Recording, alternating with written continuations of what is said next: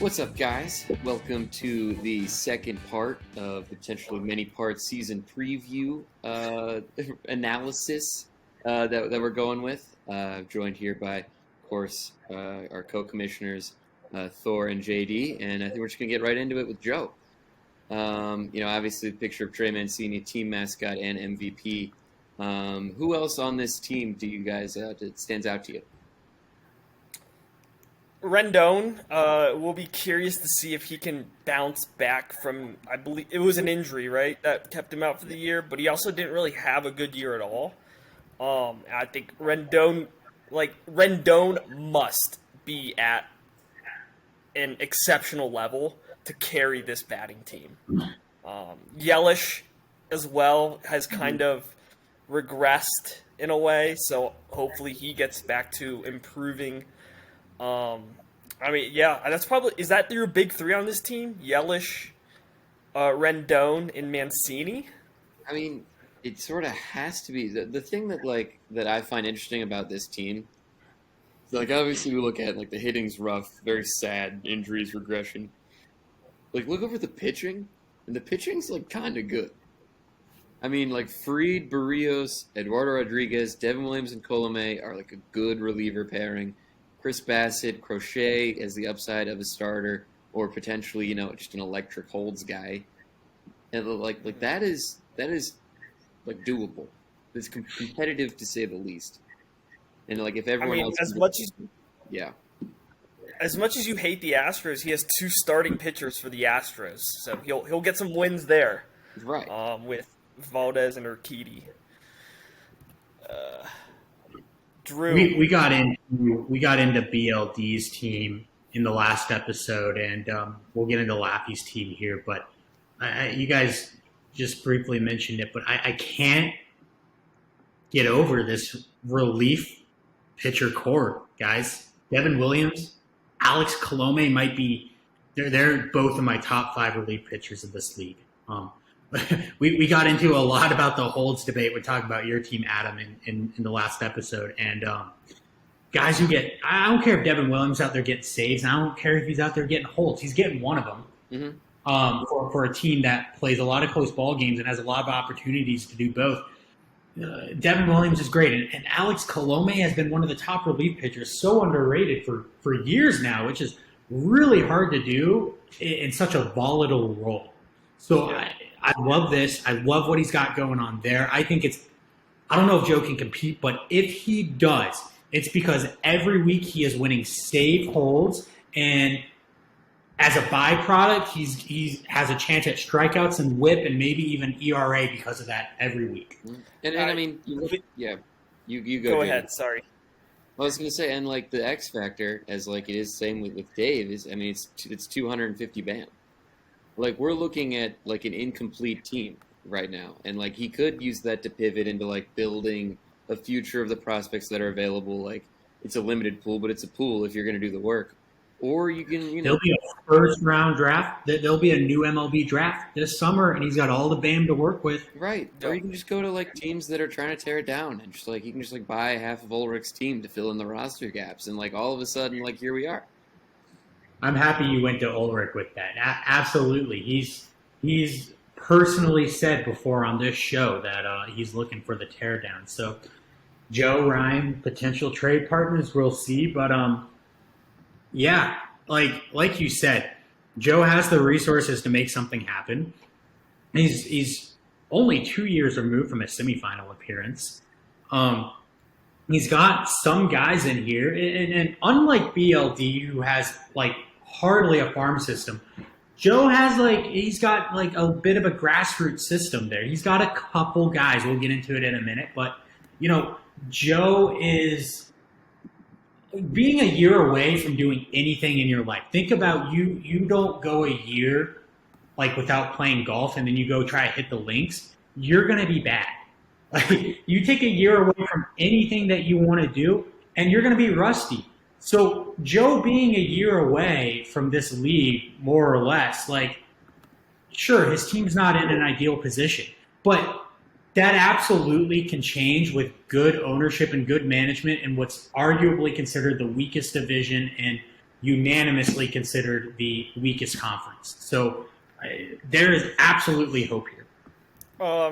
Quick shout out to Garrett Crochet, who's probably the Yeah. ultimate wild card in this entire team. First 2020 MLB draft player to play in the majors, and he never even played in the minors. So clearly the White Sox are high on him. It's just what is he going to provide in years forward, whether it's as a starter or as a reliever.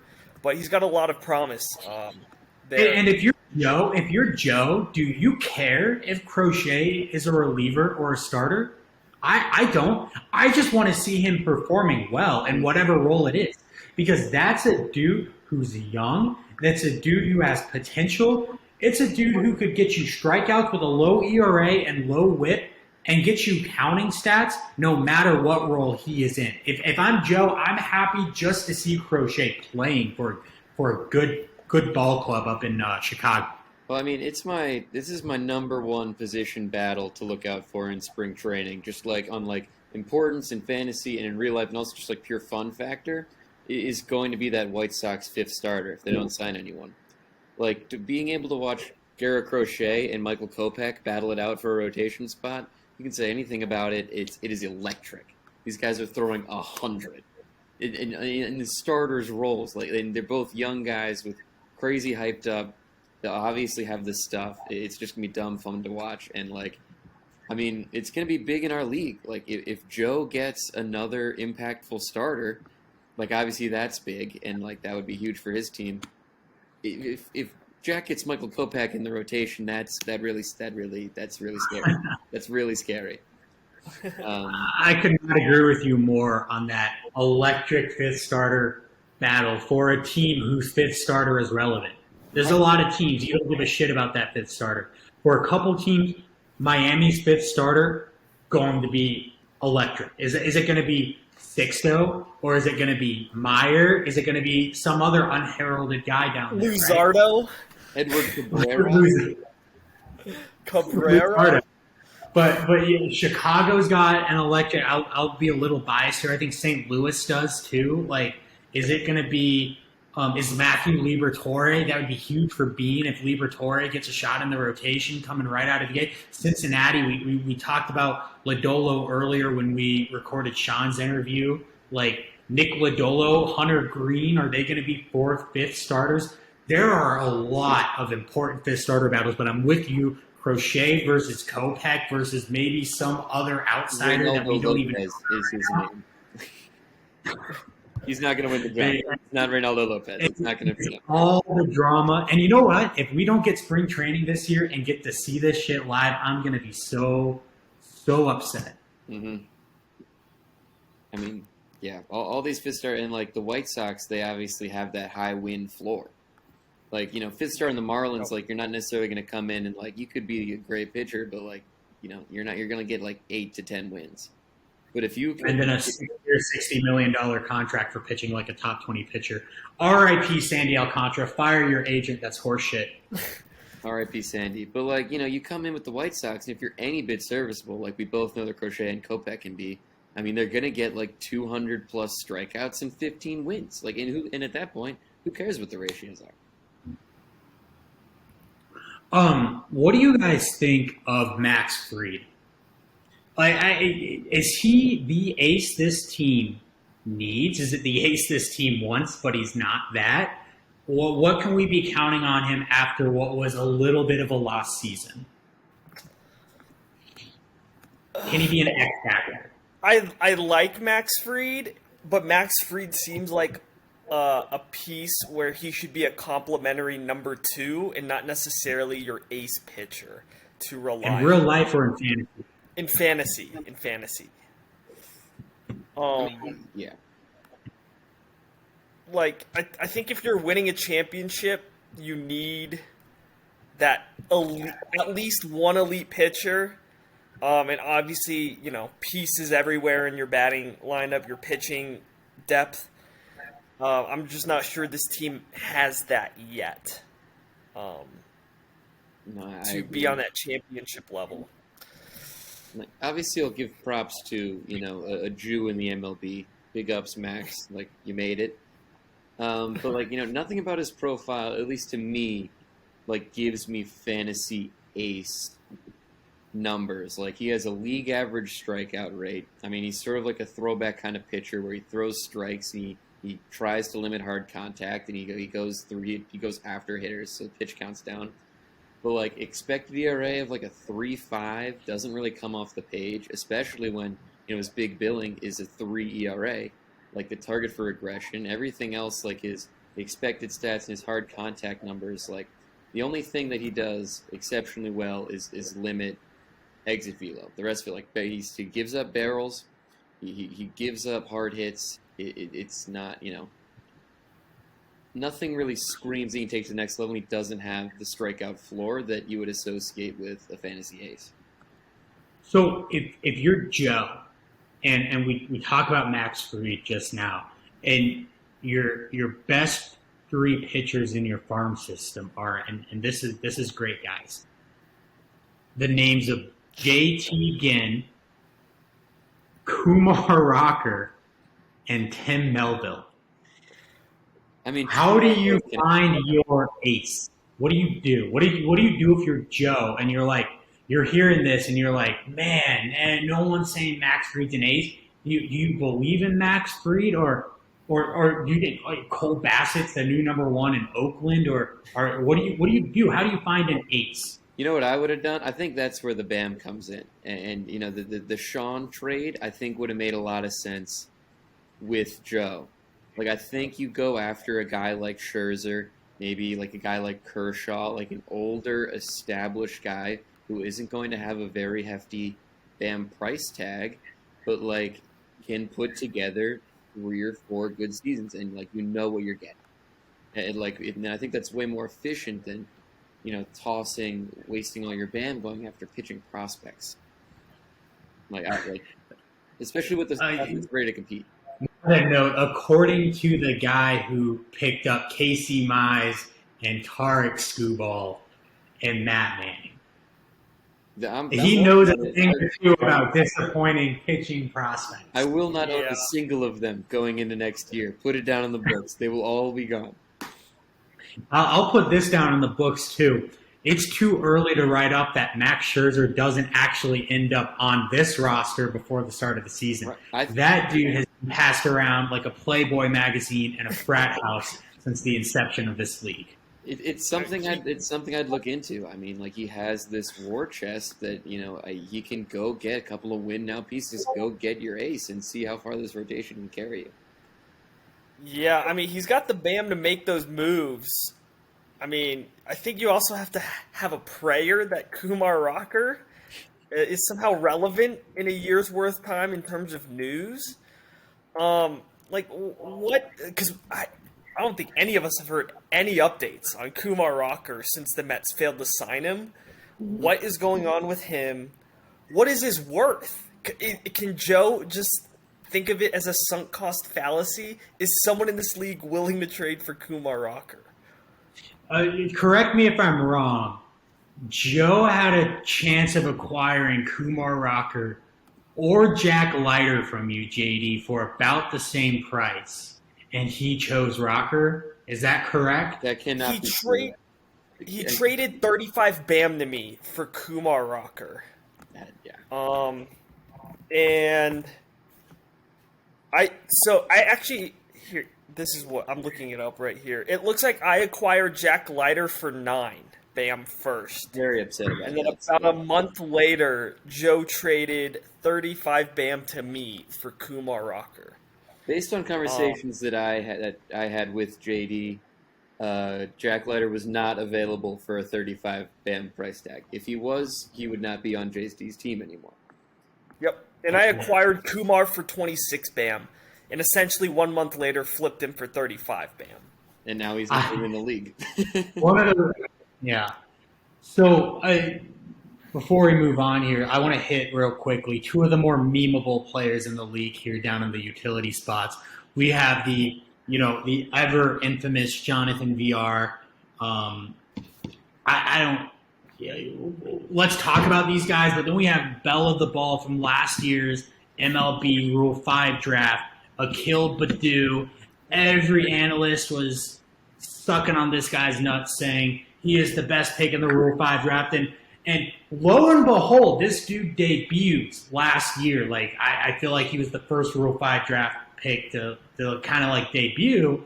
And he hit it off. He had a bit of a Yerman Mercedes like hot streak to begin his career. Joe goes out, acquires him for Bam, and now he feels just like Mercedes, pretty irrelevant. What can we expect from VR and Badu for this team this year? I'm personally pretty high on Badu. I mean, if you just look at like pure tools, I mean he's 82nd here percentile in max exit velo and 91st percentile in sprint speed, with an above average walk rate. Like there's really like there is like a pretty. I mean, I don't want to say like he's like most likely going to happen, but like there's 2020 staring us in the face here. And like regardless of anything else, like that is usable in this league. So I'm a fan, and I think he could be a great piece, even if the OBP numbers aren't stunning, or runs and ribbies aren't stunning, because the Tigers are the worst team in the league by a large margin. Well, yeah, I'm personally low on Jonathan VR. I've never really been high on him. I will let that be known. So, Badu, definitely younger, a lot more potential. I think Joe should bank on Badu being more productive than VR for this upcoming season.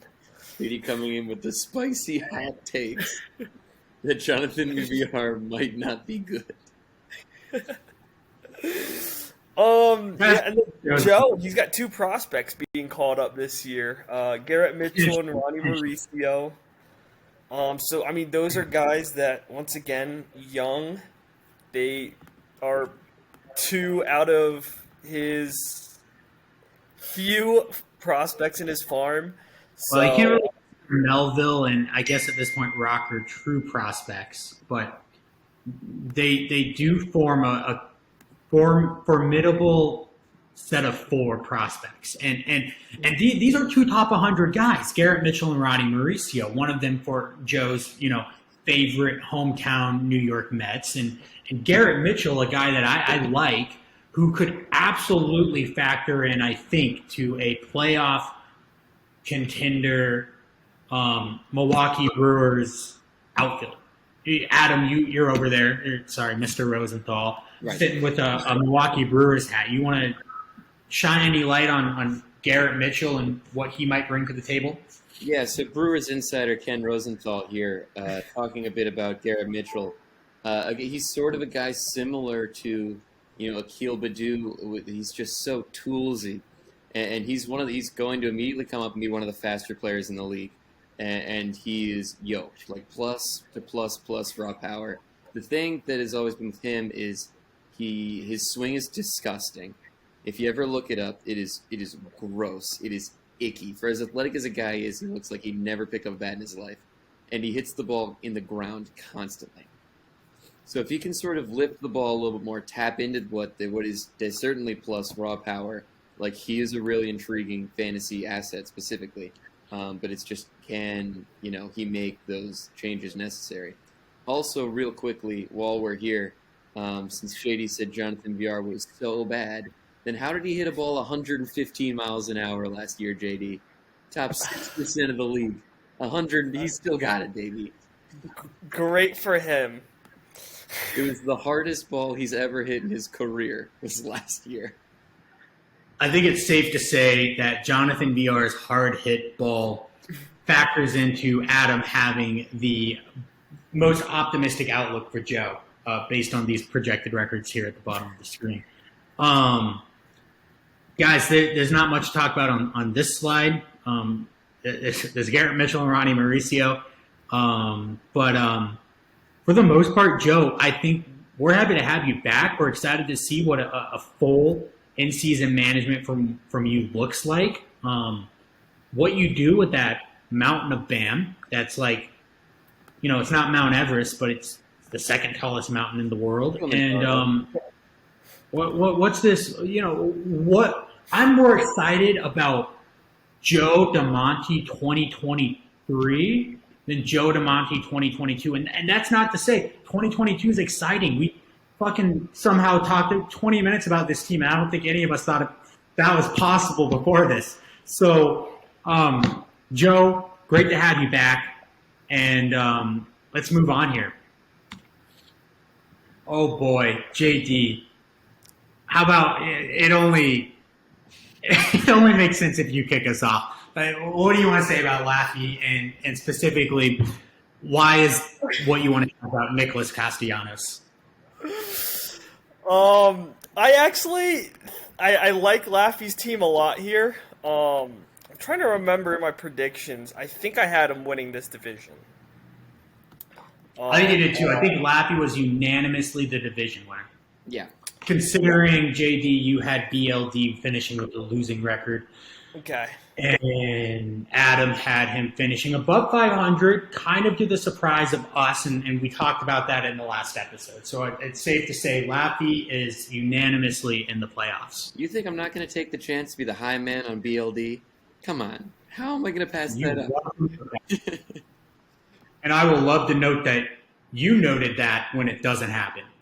It's fine. You always bet the over. Life's too short. What stands out to me? I mean, the batting has some exceptional pieces there. It's actually his pitching that has me interested. Bueller, Anderson, Rodon. I can't pronounce that. Like, that's a solid trio. Like with an N. Like, okay. Carlos Rondon sounds like that rolls out the tongue, right? Yeah. Right, but that's not either way, he's very good. He doesn't care about my opinion on his name's pronunciation, and he should. Is Chris Sale back? I think he is back. It's just in the form of Tanner Houck. But I mean, Chris Sale is a guy like. I did a big graphic to put up on the screen during this segment that goes like flashes hot take. I'm not wrong. Fine, but you want hot takes again? I'll go straight from BLD over 500 to Tanner Houck is the Red Sox ace by the end of 2022. Karinchak kind of collapsed down the stretch last year. But once again, there's like promising pitching pieces. It just doesn't have the depth. On this team, really. I mean, I'm excited to see Sean Gray. I'm really excited. Frankie Montas was certainly a guy that picked it up late, and you could sort of tell why. I mean, he just picked up throwing his splitter again. Like, it sort of inexplicably fell to the back of his repertoire first half of the season, and then he started throwing his best pitch again, and all of a sudden, he got better. So, I mean, if he can keep that level of production up, like he can very much contribute.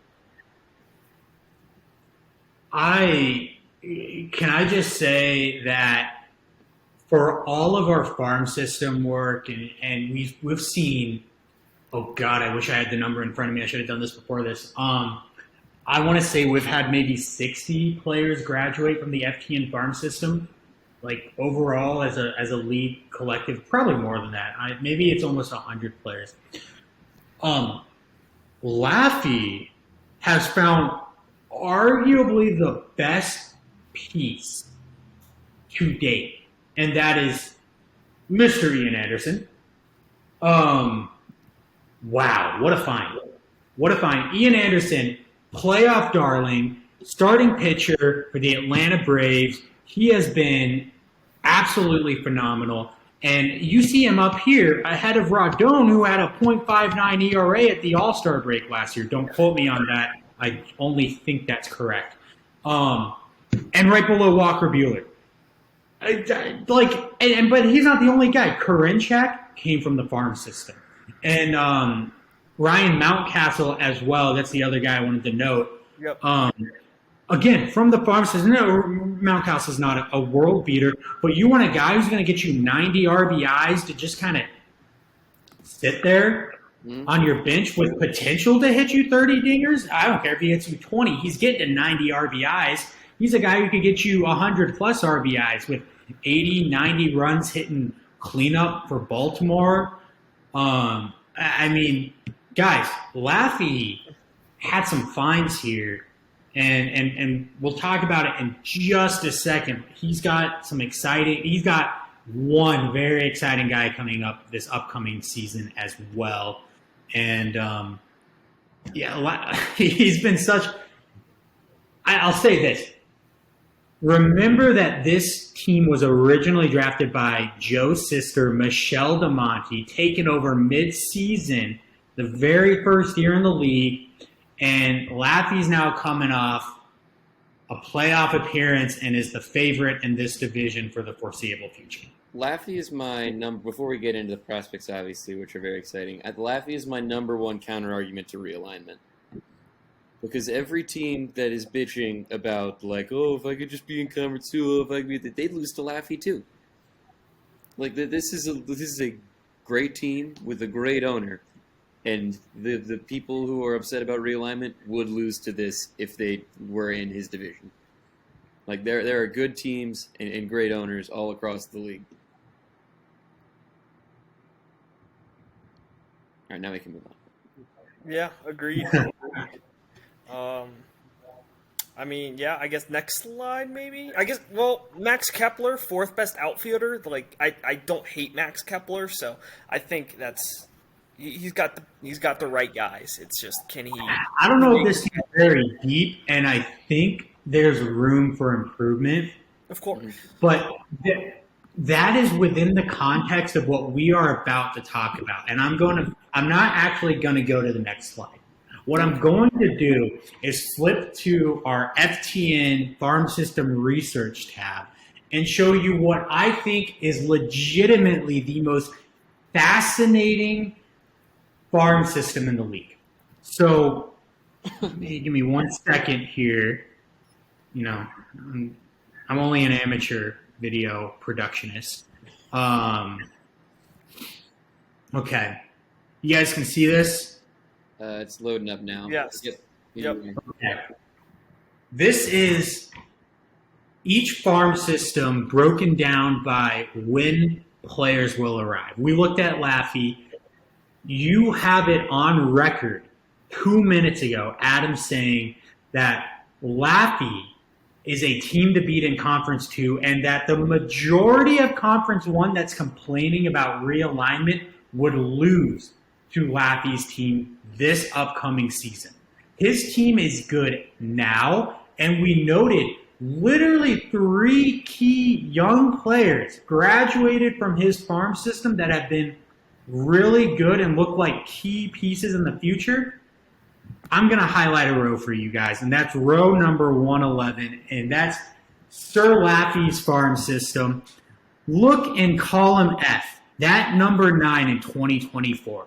This dude has it going. He knows what's up. He knows he doesn't need shit for the next couple years. What does he need? When Joe and Bam Lord Dave, with their large-ass mountains of Bam, start accruing some prospects and a farm system and are looking to compete, Laffy wants his reinforcements in 2024.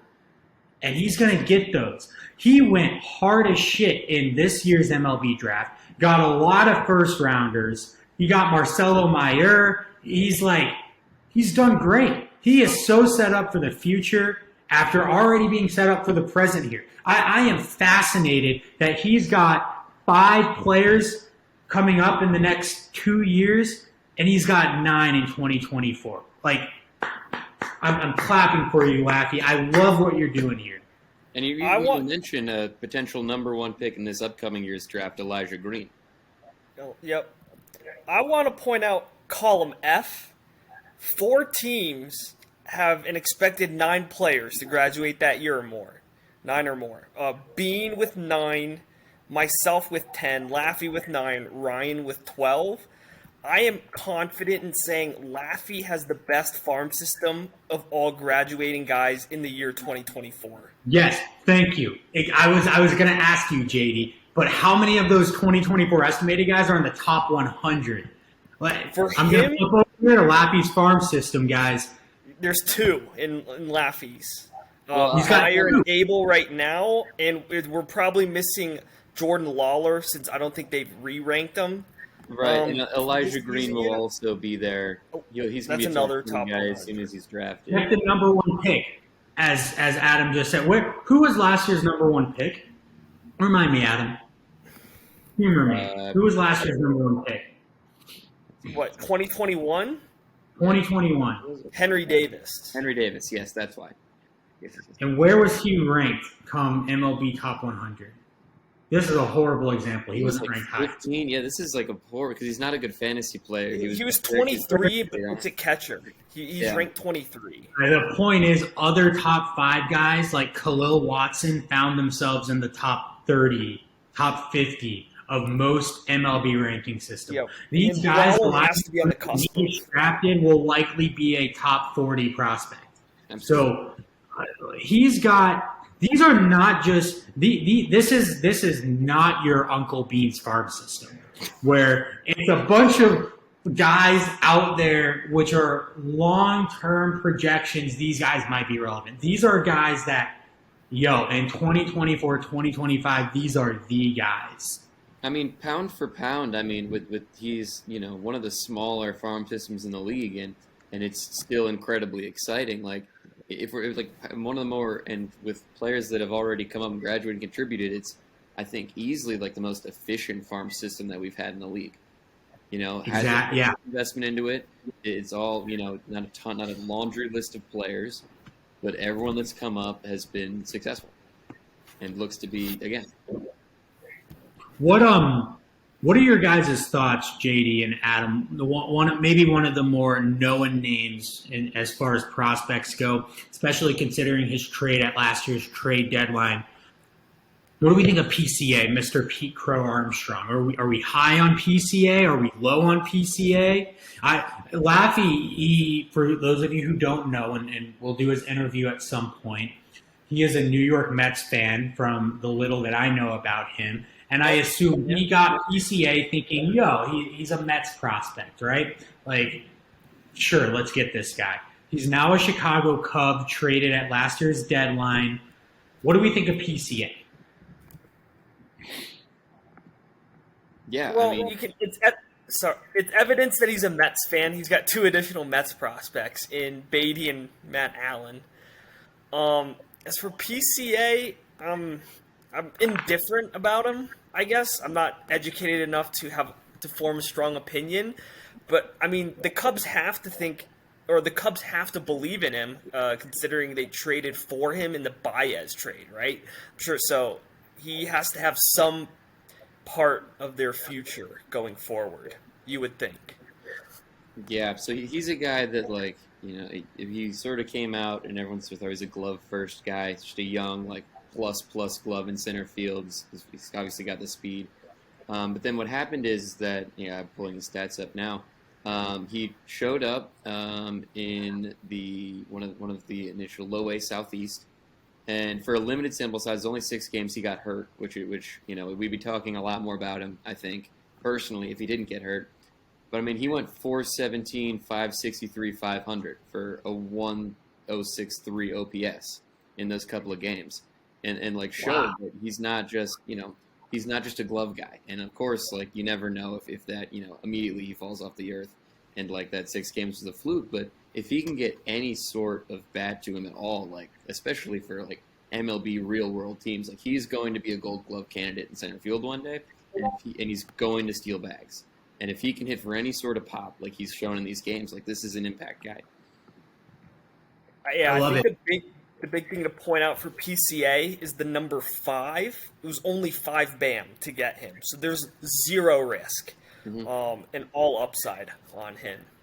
And also a fun little for all the Cubs fans that we have in this league. Thank God we have none. Thank God.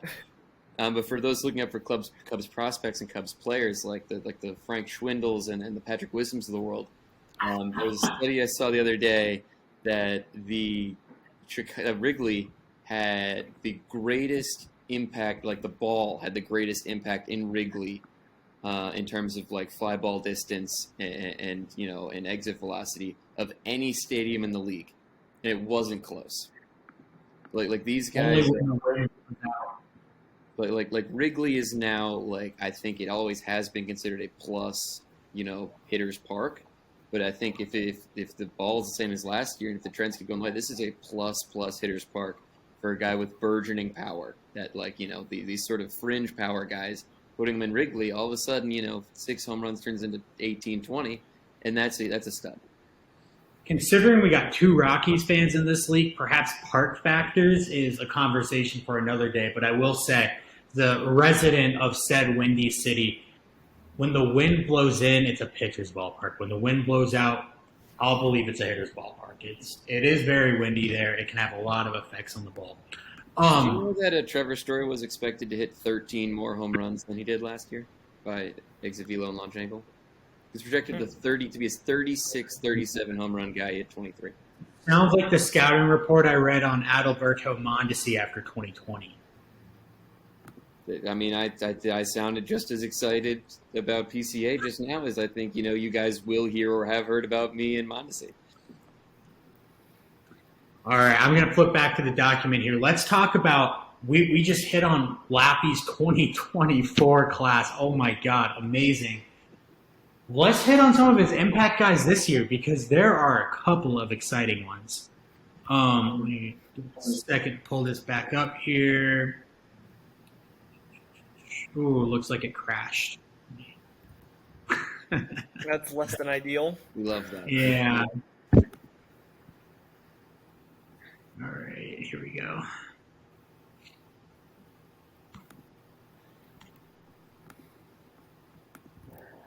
All right, so these are kind of the big 3, I would think. Now, I'll caveat this, just like I did in the last video. These are not reflective of Adam and JD's personal rankings of Lappy's 2022 impact prospects. They helped out with some of the commentary here. They put their records in and stuff like that. I'll take full responsibility if Kohei Arihara is not an impact whatsoever.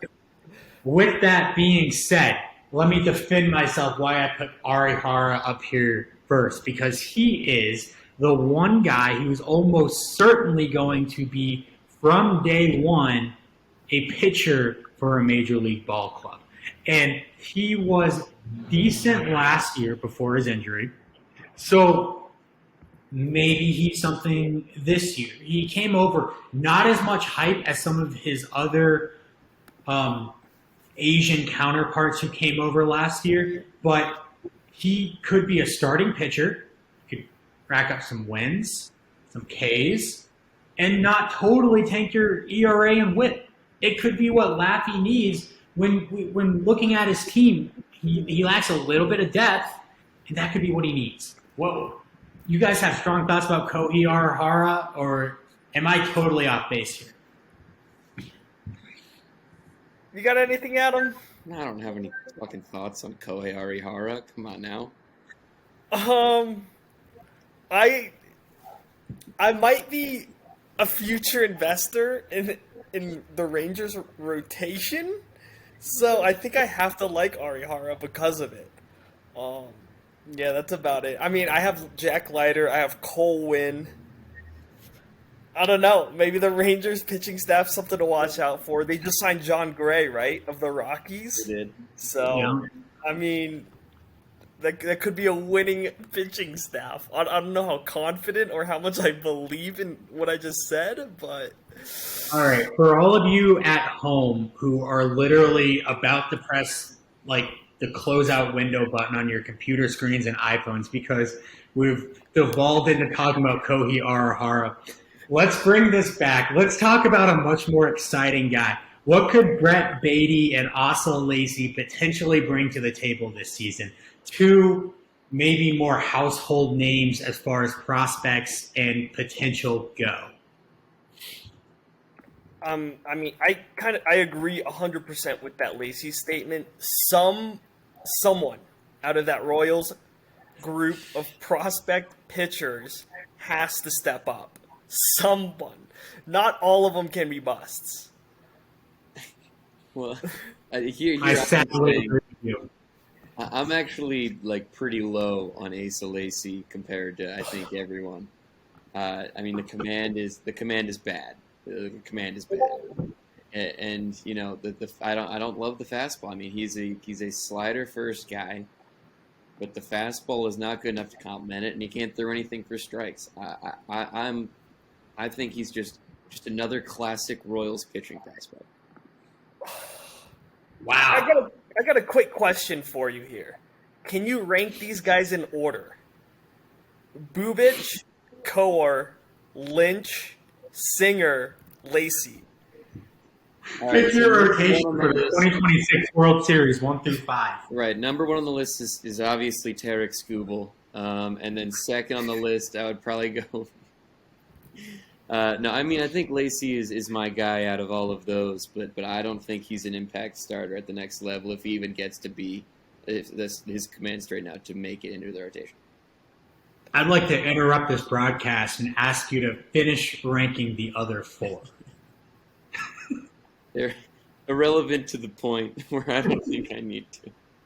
So yeah, I guess Lacey's a divisive opinion, with a sample size of 3 here, but I have high hopes for him.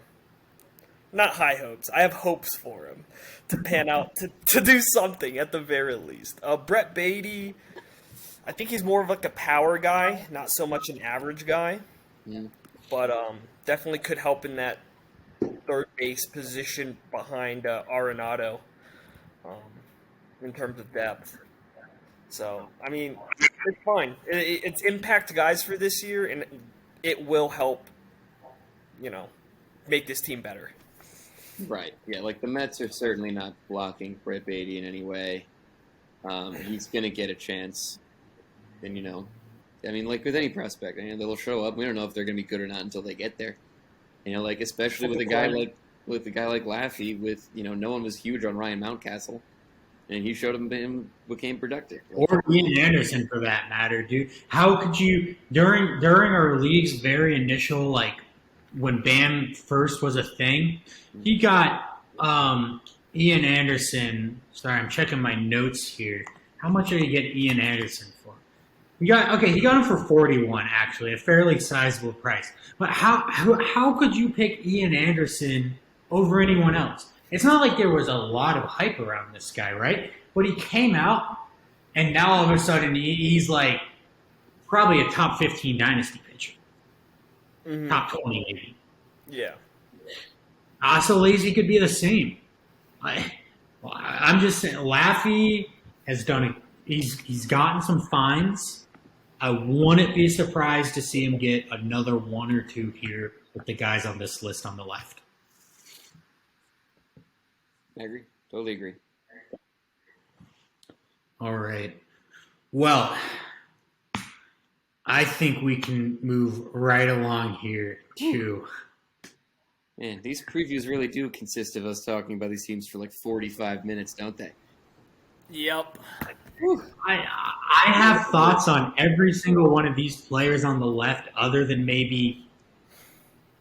Nope, I lied. I have thoughts on every single player on this screen. So I could talk about these teams for hours, man. I think, well, especially with Max, I mean, it's noted in the league so far, if anyone's been paying attention, but he's easily the most coveted trade partner in the league right now. Everyone's trying to get a hold of Max to try to get one of his 17,000 second basemen.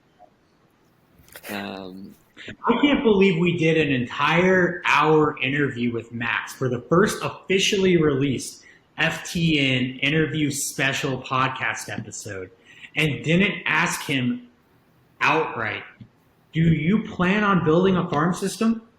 How do we not have the answer to that yet? I mean, who knows? Yeah, he was an early adopter of, and I think Sean mentioned it during our interview that, like, if you can use BAM on major league guys who are good, then like just do it. Like you don't need a farm if you're not going to get the top guys. Just imagine Sean's roster right now without Jazz Chisholm. There's a gaping hole at shortstop. Yeah, totally. So Sean, to his credit, has enough of a farm system that he could fill that hole. Now, Max, who the hell does Max trade if he had that same size hole at shortstop right now? I think it's Take really Xander funny. Bogaerts off his team. Who the hell does he has no assets? He has Bam, Ulrich but wants his asset Ulrich consists of his lump. current roster, which means every move he makes is lateral. He trades a current roster guy to acquire current roster help. That's a lateral trade. This isn't Sean who's able to trade prospects and Bam to make his current roster better. For Max to improve his current roster, he only has current roster pieces to trade.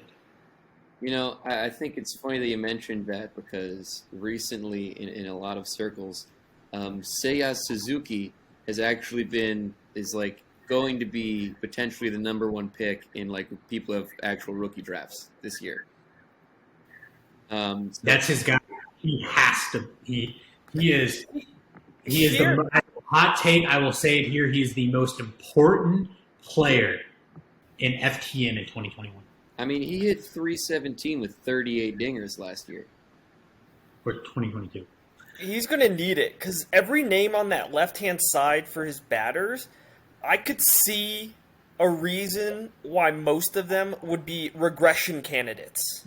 You brought that up so many times, JD. Unpack that a little bit. You don't have to hit every player. Name a couple of key guys.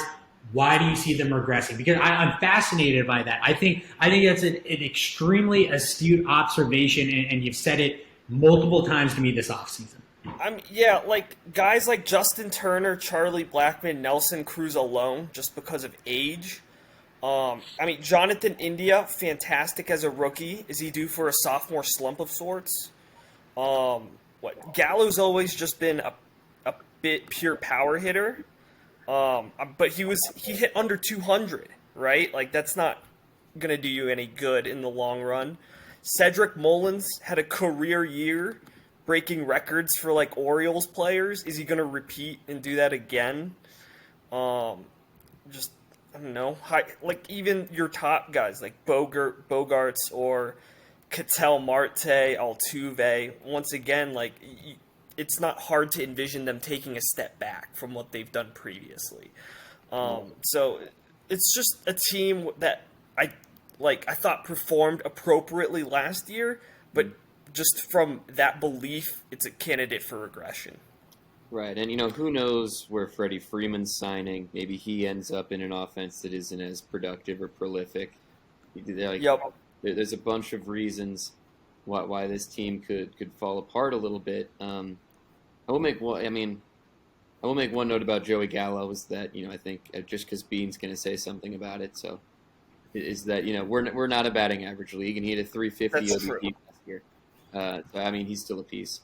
But I think the real thing, and I think Max will admit it too, and I think we will all agree that though we're not worried about the left-hand side of this page, we're terrified of the right. I mean, the relieving core is solid. Gallegos and Jansen is good, but like there is one pitcher That doesn't even include Jake McGee and Adam Ottavino. All four of his relievers last year, his main ones, all had or at least 30 safe holds. Yeah, which is yeah, pretty good. you gotta chase those guys. I mean, fuck an ERA. I mean, if you look at this staff, none of them are. I mean, Zach Wheeler is obviously great, but you can punt ERA and WHIP. You're gonna lose them anyways because the staff is garbage. So you just get like six relievers who are gonna give you 30 save holds and just lock it down. It's a quantity over quality in that aspect, which is a fine strategy when the rest of it is so lacking, like so lacking. Yeah, great. There's your thing that Greinke's kind of on the older side now. He didn't even look good at all end of the season and postseason. Mike Soroka, what's his deal? Is he out again for this upcoming year? I think he should be back from Achilles. Okay. You just don't know how that's going to look. One of the most disastrous trades in FTN last year. You really hate to see that. That's a tough one to come back from. But and again, brings up what Bruce said earlier is that, who are you going to trade to get the pitching help? Like, Seiya Suzuki could come up and be fantastic, but you're not getting the type of pitcher that you need to make it different. You just don't. You don't have enough guys. Like this team needs 3 or 4 starters to compete. Yeah, And my mindset is you should either be competing or rebuilding, and it's tough to be in the middle. Mm-hmm. Max is a team that seems like it's determined to just consistently be win now, which is perfectly fine, but I think there is a defined ceiling with a lack of a farm system going forward. All right, we're going to play our second game of this series. JD and Adam, you guys are both competitors. We typically think of a batter's prime at the age of 27 and a pitcher's prime at the age of 30. I'll add 3 years to both. We'll call it batters after the age of 30 are on Twilight's way too harsh. We'll call it at the age of 30 start to experience a little bit of decline. Pitchers at the age of 33 start to experience a little bit of decline. So we're going to go through each player on this team. I want you to tell me, are they over or under the age of 30 for batters or 33 for pitchers? We'll start right here at the top of the list.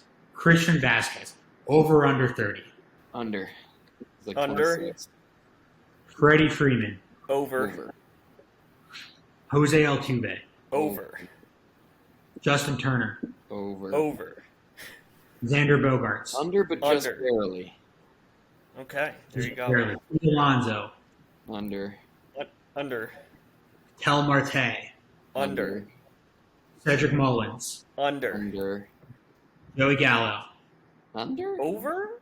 Under. I don't know. Is he Looking it up, Joey Gallo is 28. There you go. He's under. Charlie Blackmon, Over. double over? Brandon Lau, Under. Nelson Cruz, Over. Jonathan India. Under. About half and half. I will note of the guys that are over 30, Freeman, Altuve, Turner, Blackmon, and Cruz. They're about 5 or 6 years over the age of 30. Yeah. Even if you're Yeah. you'd argue about well, actually the post prime is at 33. This is below that out of the water. Over that. Yeah. Okay.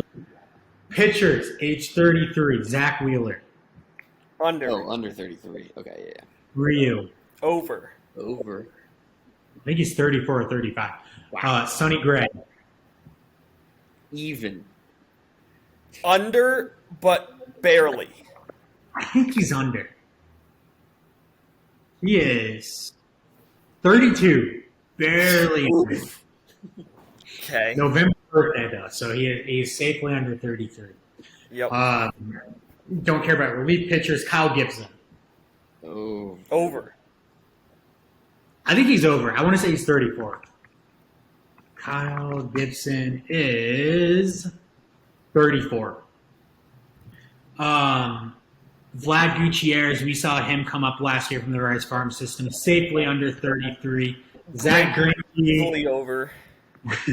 future Hall of Easily. Famer. I fucking Oh. hope if anyone knows anything about baseball. We got it. He's Yusei Kikuchi, what do you guys think? Over or under over. 33? He's old. Over. Also, I love that out of all of the players that were so obviously either over or under, but we still said it. That the one where you were oh, we all know this was Vladimir Gutierrez. You were oh, we all know that he Jonathan India won Rookie of the Year last year, and we still had to say that he was under 30. You were everyone knows Vladimir Gutierrez. They're both Reds prospects, by the way. Yusei Kikuchi, not over 33. He's actually 30 years old. Oh, you say?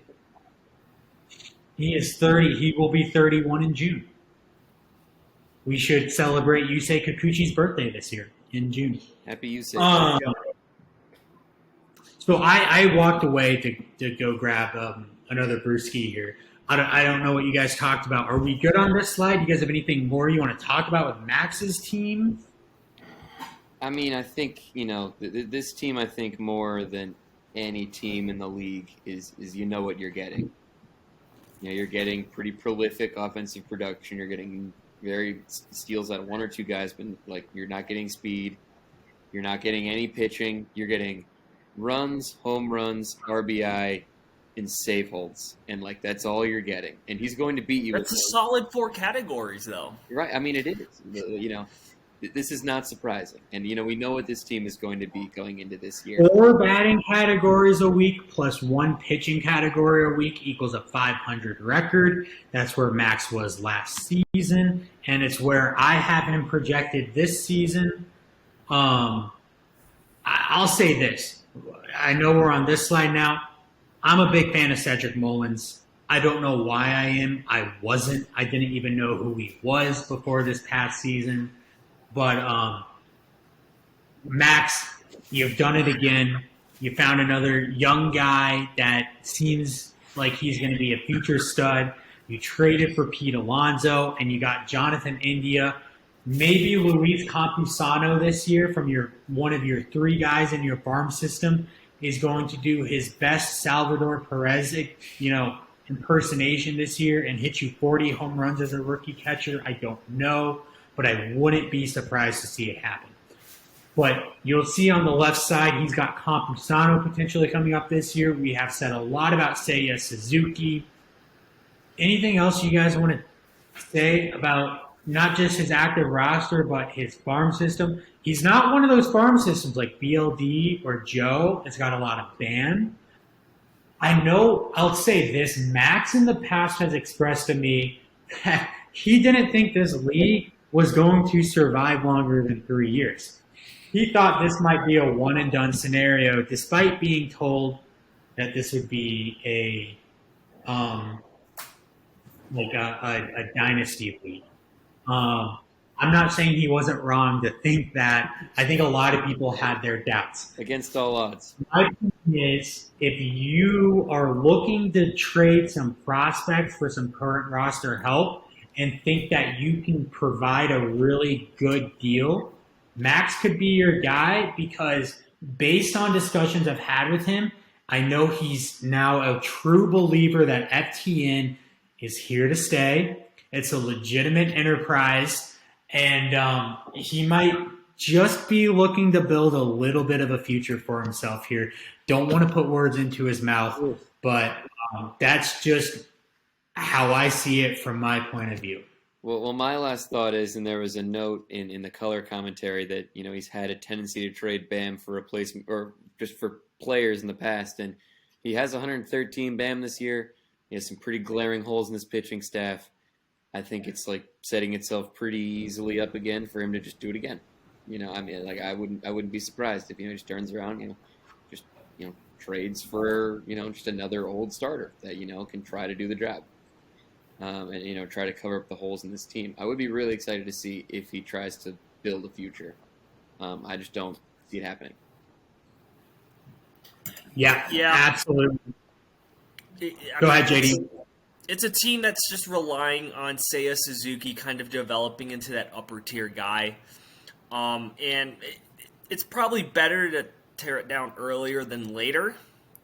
It's just when is the right time to tear it down if he decides to go that route. Or you can just continue to try and compete year in, year out and just buy immediate guys to help out.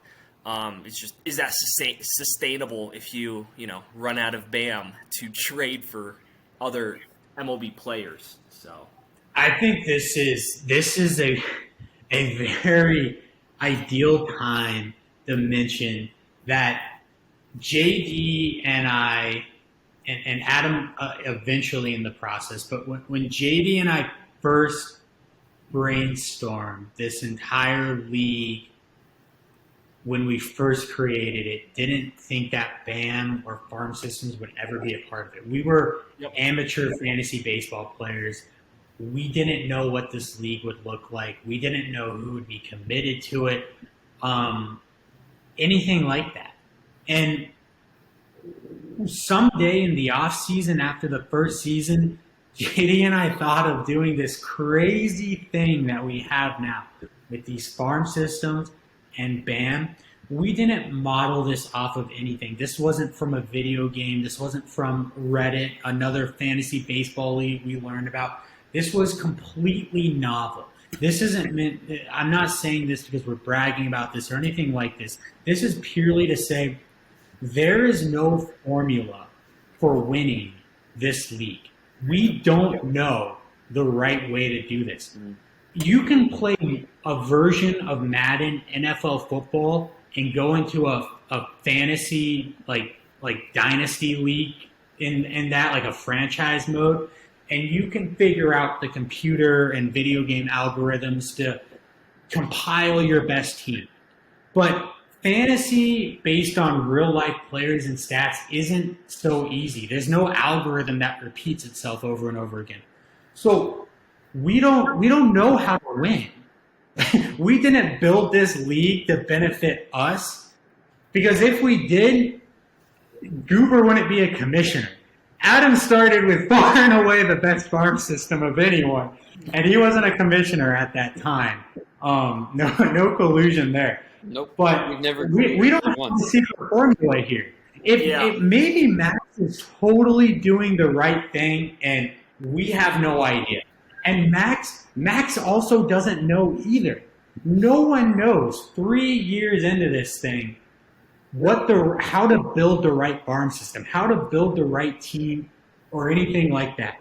Every year that we get more and more data from this is a fascinating data point on, did we implement this the correct way? And we're constantly making changes and updates to the rules. We're expanding rosters a little bit this year. We're going to make an edit so you have a couple more innings pitched before you qualify for stats in any given week.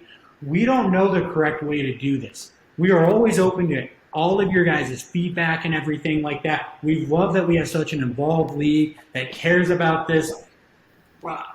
All I'm saying is, don't judge Max. Don't judge BLD in a negative way because they don't have a farm system. Max has proven he wants to win. BLD, Joe, Mountains of BAM right now, they're looking to be more active. They believe in this league. They believe in this league as much as Adam, who's proven that he really loves the whole farm system thing. This league is here to stay. This league is awesome, and we're super happy all of you are a part of it, and we always welcome your feedback, and every person is doing it their own way, which arguably is always the right way, just doing it your own way. Yeah, I'd like to throw in there that when Drew and I were brainstorming this, the assumption was, people all around would kind of build up some semblance of a farm system, but I think it's just an interesting case study for our league. You have Adam, who has the top prospects, right? You have Bean, who's just going for sheer quantity of prospects, hoping some of them hits. You have Bam Lord Dave, who's just holding on to everything right now. And then you have Max, who's trading it for immediate contributors. So that's just 4 of our 12 teams alone right there. And everyone else in between that, doing their own thing. Mm-hmm. It's awesome. I love, this is why I also love doing this podcast where we get to do this season preview and talk about all these teams. Like, it is so much fun to see what everyone's doing. And oh my God, I'm sure we revisit what we're talking about right now at the end of the season, and Max is going to have 40 prospects because he traded a bunch of players and is rebuilding. And who knows, man? Everything's going to be thrown into flux. We're all going to be wrong, and it's going to be amazing to see. Can you say it better myself? Okay. Now, for the love of God, we're talking about Max. Now we're talking. Okay, come on. Wow. Oh, okay.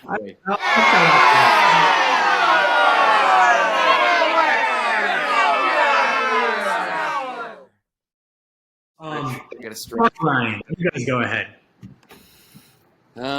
This team, I mean, no more real Muto. No more real Muto. No more Scherzer. So we gotta, we don't need to update this, but just when we're looking at it, I mean, he is clearly in the process of tearing down. It's just all going to be where he can get the volume, and where because what he's gone for, and he's going for the same thing we just talked about with Laffy and praised him for, is he's aiming for that 2024 year where he's going to get that value. And in his defense, like he's been committed to that. He just has to finish. There's still a lot of pieces on this roster that need to move to make it possible. I mean, JD Martinez is going to die. Like, are you going to go down with the ship there? Fucking Chris Bryant is not, he's not old, but like that anything makes it more important. Like, he is a piece that a competing team would love to have with even increased value because he's not ancient. Same with Javi Baez, and Goldschmidt's a contributor, and like there, you need to make the right moves here. And what he can easily do is he can give up all of his assets for Patrick Wisdom, and then end up with nothing and no assets and no value to show for it, and you're just waiting on Chase DeLauder to come and save your team. And like that might still happen, but like it's not smart and it's not efficient. And I trust him to at least try very hard, and I trust him to yell at everyone who would say he's not doing a good job. This team is months removed away from a championship appearance. Right. He doesn't act like it. I'm not saying we're not talking about it like he is. The owner himself doesn't believe that he's 6 months removed from a championship game appearance.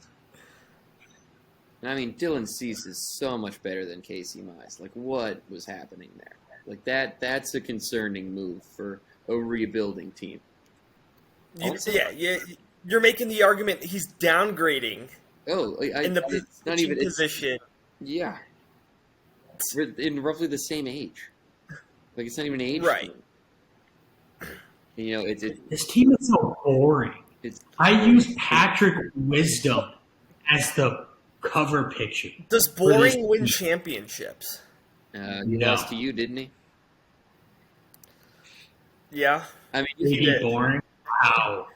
I mean, when Jake Cronenworth is your most intriguing offensive piece, like, what does that say about Paul Goldschmidt, since the time he came into the league, has been the most boring player in baseball. Like, boring good player in baseball. Who the hell here? Mark Canha walks. Wow. I'm excited as hell for Mark Canha. Marcus Stroman, he might be the most boring pitcher in baseball. His hairstyle, his hair from game to game is more exciting than his pitching. I mean, he does throw a sinker, so that's a big negative in my book. But besides that, I think he's awesome. It's like watching a really boring version of Adam Wainwright. And Adam Wainwright's pretty damn boring.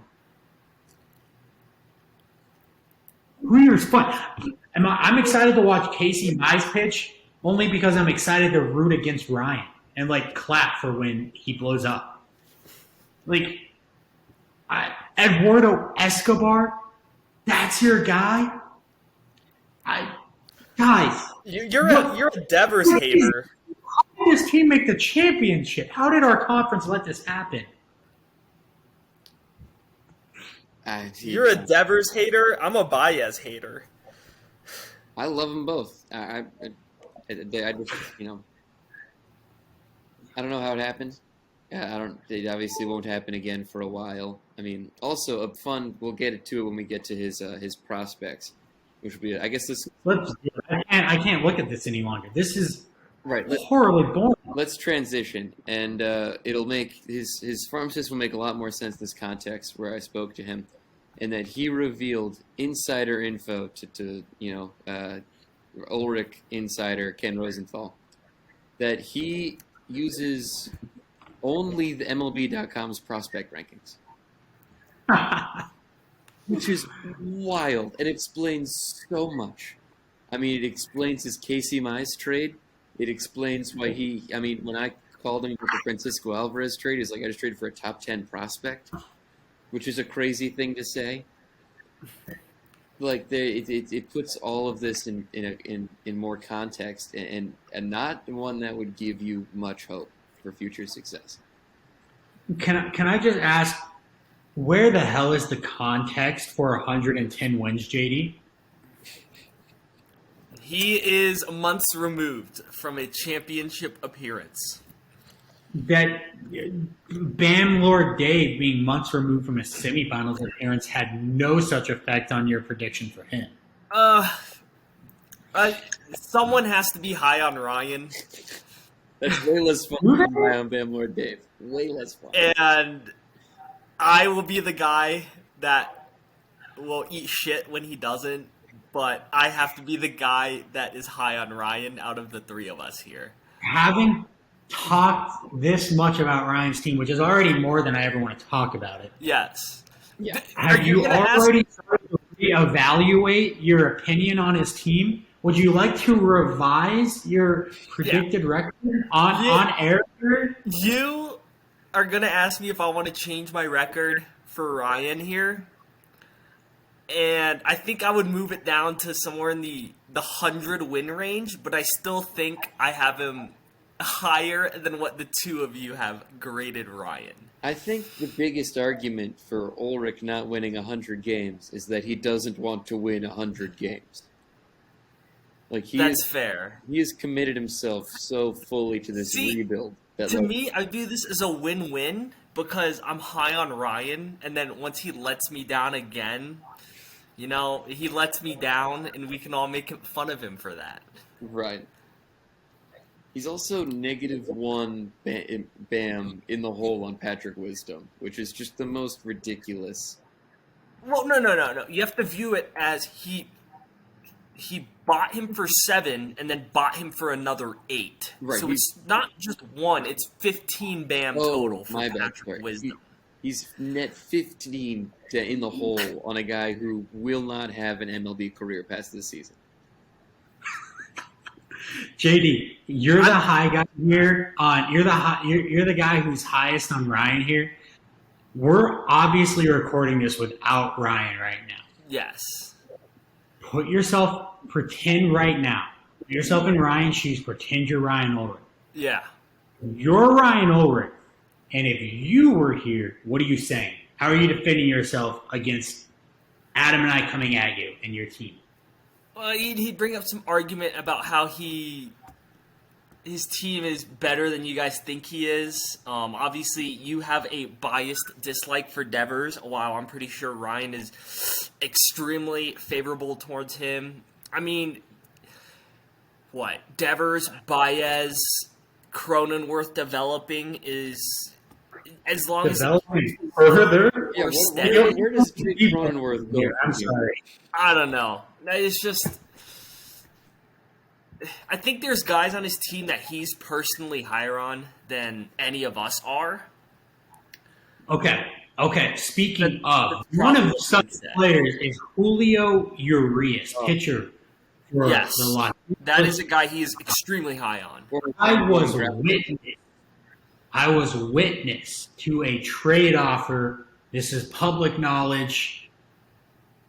Julio Urias at a bar in Chicago last year during the season was sought after by our very own Uncle Bean, who offered Ryan 110 BAM for Julio Urias. Despicable. Adam, Ken Rosenthal, are you taking 110 BAM for Julio Urias every day of the week and Sundays? I would say I would take Julio Urias for 110 BAM for every finger on my hand and the thumb. Like, he's. And I want to clarify so there's no misunderstanding from the audience. Are you taking the 110 BAM or the Julio Urias side? I mean, you take the 110 BAM. I mean, that's what it would be. That is an absurd amount of BAM to spend on a player who is not named Fernando Tatis Jr., Juan Soto, Ronald Acuna, Vladdy. Like, you can't, like, that is the type of tier. Or Gavin Lux. I get it. Right. JD. Gavin Lux. Yes. Are you taking Julio Urias or 110 Bam? I am taking 110 Bam, and that Is it trade even? not happening is also just a sign of things to come, probably in terms of the future. If management doesn't accept a trade like that I mean, going imagine, forward, there's some managerial questions imagine like that that need to offer be. cannot possibly be on the table anymore. But like, think about how differently we'd be talking about Ulrich's rebuild if he had 110 more Bam. Yeah. Like that's a whole new farm, a whole new ball game. Well, hold up. I'm gonna stop you right there. Sure, theoretically, Ryan gets an extra 110 BAM. Is he using that wisely? Look towards this most recent 2021 MLB draft. Ryan spent 8 BAM on a guy drafted 110. I'll pull it up. I'll pull it up. I got this. Okay. Wait, this is great. I love this. I'm so happy you brought this up, JD. This is one of my also along with Laffy's 2024 guys. This is one of my favorite nuggets. All right, let's pull it up here. And we're 2021 MLB MLB draft. draft. Yep. not even talking about Tomoyuki Shugano, who is never going to be an MLB player. Like there are other Bam memes. Yeah. Drew, scroll all the way to the bottom for me, please. I'm going to scroll to the bottom after we get the context of sure. Ryan out here with Brady House and Benny Montgomery, like they're real difference makers. Brady House is the worst of the premier shortstops, Ryan. He blows. Wow. He's Not behind a Mayer, behind whole- Lawler, agrees with behind that. Watson, and behind McLean, in my opinion. So they're Benny Montgomery, those 7 and 8 picks, Mazzucato and Montgomery, they may as well not even exist. I don't. MLB team spazzed out. The world ended. It stopped turning for those 2 picks. I don't get it. Okay, I'm gonna go down here, and you guys are gonna see what is just inexplicable. It's indefensible. Okay, yeah, I was about to say, can we stroll past Jake? Now, after You. After the first round, we get into the second round of the MLB draft. These are still guys. They can be somewhat okay. Come off the screen. These guys can be somewhat okay. Second round, right? You get into the third round. Third round, like okay, you're pushing it as far as prospects. Okay. yeah. Who cares about third rounders all that much? Apparently, Bean and JD. Can we scroll down? Just scroll down. Fourth round guys, now we're really pushing it. Fourth round guys never pan out. All right. Fifth round, baby. We're almost there. We're almost there, guys. Home stretch. This is like the dragster out in out up in northern Ohio, the dragster roller coaster where you go up and then you just go down forever. Look, JD, why don't you describe to the audience what is happening here? What in the name of Matt Carpenter, 37th round pick, is happening? Ryan here decided to spend a total of 26 BAM on a guy drafted 160th. Max Ferguson, 200. That is a pitcher that the Rockies drafted out of the University of Cincinnati. Ryan spent. I wouldn't even send a pitcher that low to the Rays or the Indians. But the Rockies? You want a goddamn 7th rounder who's pitching in Coors Field? Ryan! Here's a couple picks later. He picks an outfielder that the Mariners drafted. The Mariners' outfield position is already flooded with elite prospects. Here's Ryan spending 7 BAM. That is 8 more BAM than needs to be spent on Colin Davis. I'm sorry to Colin Davis out there if he's watching this. It's just, and like I'm going to find Colin Davis's social medias and send him this clip. and And it's going to be up to Ryan to defend it. And so, mind you, those are just from the most recent draft. If you want to go over to Ryan's farm system tab, there's 7 BAM spent on Yiddy Kape. There's bullying, and then there's just downright harassment. I will not go to his farm system. There's 10 BAM on Tomoyuki Sugano, who Adam just mentioned, may never see He will U.S. never soil. see. He's like 34 and hasn't come over yet. He's actually 32. Yep. And then Ryan spent an additional 15 BAM on 3 college prospects. Mind you, they might be highly rated, but it seems like he is playing darts while blindfolded. And he has the condition of spina bifida. And he's just throwing darts at this dartboard, and he's just missing. I was gonna say it's like he's playing darts blindfolded and not in a bar. Like there's just no dartboard near him. He's just like throwing darts like somewhere. He's like at the beach, just like A dartboard would have prospects in the first 3 rounds on them. right. Ryan missed the board.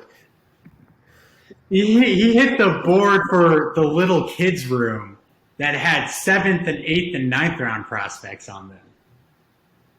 So, I mean, the whole reason this was brought up was because of the theoretical 110 BAM more he would have.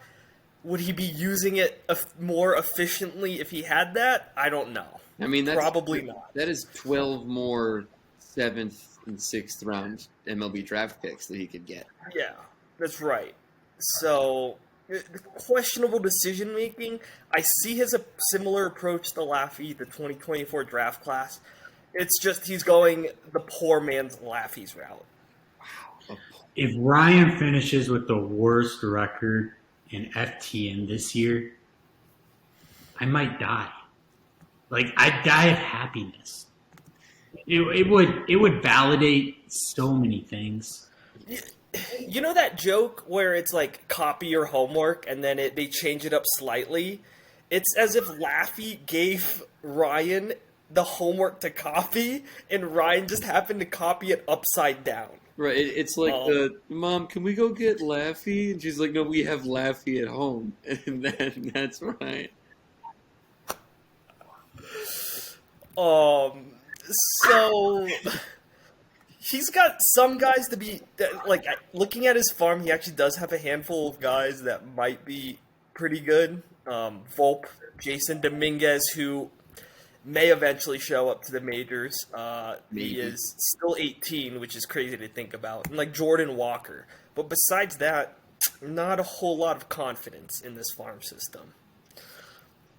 Yeah, I mean, and again, like these are guys that like. I mean, I know this is like a stupid and a biased thing to say and like unfair criticism. But these aren't guys like we're talking about. We're excited about Francisco Alvarez and Volpe, and I'm not excited about Justin Dominguez at all. Like, these aren't even guys that he's going out and getting himself. Like, he's getting these guys from other people at a premium. At a premium. That is Premium. such a key word right there. Like Absolutely. It's not like he's putting the 5 BAM on Anthony Volpe. It's not like he had to give up Jacob deGrom to get Anthony Volpe. And it's not like, you know, someone like, I mean, it's like Nick Lodolo. Like, we can't give him scouting credit on Nick Lodolo. Like, it's just he's looking at MLB.com prospect rankings and going into our farm system sheet and seeing like what kid, like who has who, and paying a dollar on 10 cents. So, Ryan, once you're listening to this, it looks like Gabriel Moreno and MJ Melendez. Oh, Gabriel Arias, Greg Jones, Michael Harris. There are 5 available guys in the top 100 that are looking for a home. Somehow, fun fact, MJ Melendez got a shout out in this season preview document. I love talking about MJ Melendez. I'll talk about him all day. We'll raffle off nothing if you're the first one who finds the page number that MJ Melendez has mentioned. Okay. we didn't stop talking about Ryan. God damn, what an irrelevant team. Okay. Sean. I'll preface this with saying earlier tonight we recorded Sean's interview. We got into a lot of these guys. We got Sean's take on a lot of these guys. That will be releasing very likely after this video. But we'll touch on a couple things here, but this is going to be one of the shorter segments. Adam and JD, we talked with Sean about a couple of these guys, as I just said, but I want to talk about a couple of the people that we didn't really talk about here. So previously, I talked with Ryan Ulrich about the Yankees just generally and how I would love to see Matt Chapman there. And I bring up Matt Chapman because he said he would hate to see that because Matt Chapman, as a right-handed hitter, would not benefit from Yankee Stadium. To which I responded, but Aaron Judge and Giancarlo Stanton, of which he thinks they could be much better than they currently are. So what is your guys' opinion of the big guy here, Giancarlo Stanton? Is he living up to the hype in New York, to the expectations? Can he do better? Will he do better? I mean, for me, it's all about staying healthy. I mean, he's performed every year he's been healthy, but will he be healthy? No. But, he'll give you 45 home runs if he's on the field for any legitimate amount of time. If he was a lefty hitter in New York Stadium, could he hit 60? I mean, is being a right-handed hitter really hampering him? Well, see, that's my take on Yankees fans in general. One, I think they're dumb. Two, I think they're privileged. And three, I think they're stupid. Sure, you have a really short right field porch like that, yeah. But it's not like left field is like 800 feet to left center. It's just a small ballpark. And you get a guy like Giancarlo Stanton and a guy like Aaron Judge, they're gonna hit it out there. It's just it's a normal park. And what are you gonna do? You're gonna get all lefties in your fucking lineup because you're playing little league out in right field. It is not beneficial to stack your lineup that heavily for an advantage that isn't even that profound. I mean, they put Joey Gallo last year and Anthony Rizzo there last year, and they were both bad. And they could have hit sack flies that would have gone over the fence. It's not. You can't just take any left-handed hitter and put him in Yankee Stadium. They're a 45 home run hitter, and you can't be mad as a Yankees fan for bringing in any sort of righty. It doesn't make any sense. I mean, yeah. You kind of nailed everything there. The biggest thing, which has always been his problem, is health. When he's healthy, he can contribute. He's just so often not healthy. This year, it looks like this year was the most he's played since 2018. I didn't even think he played that much this year.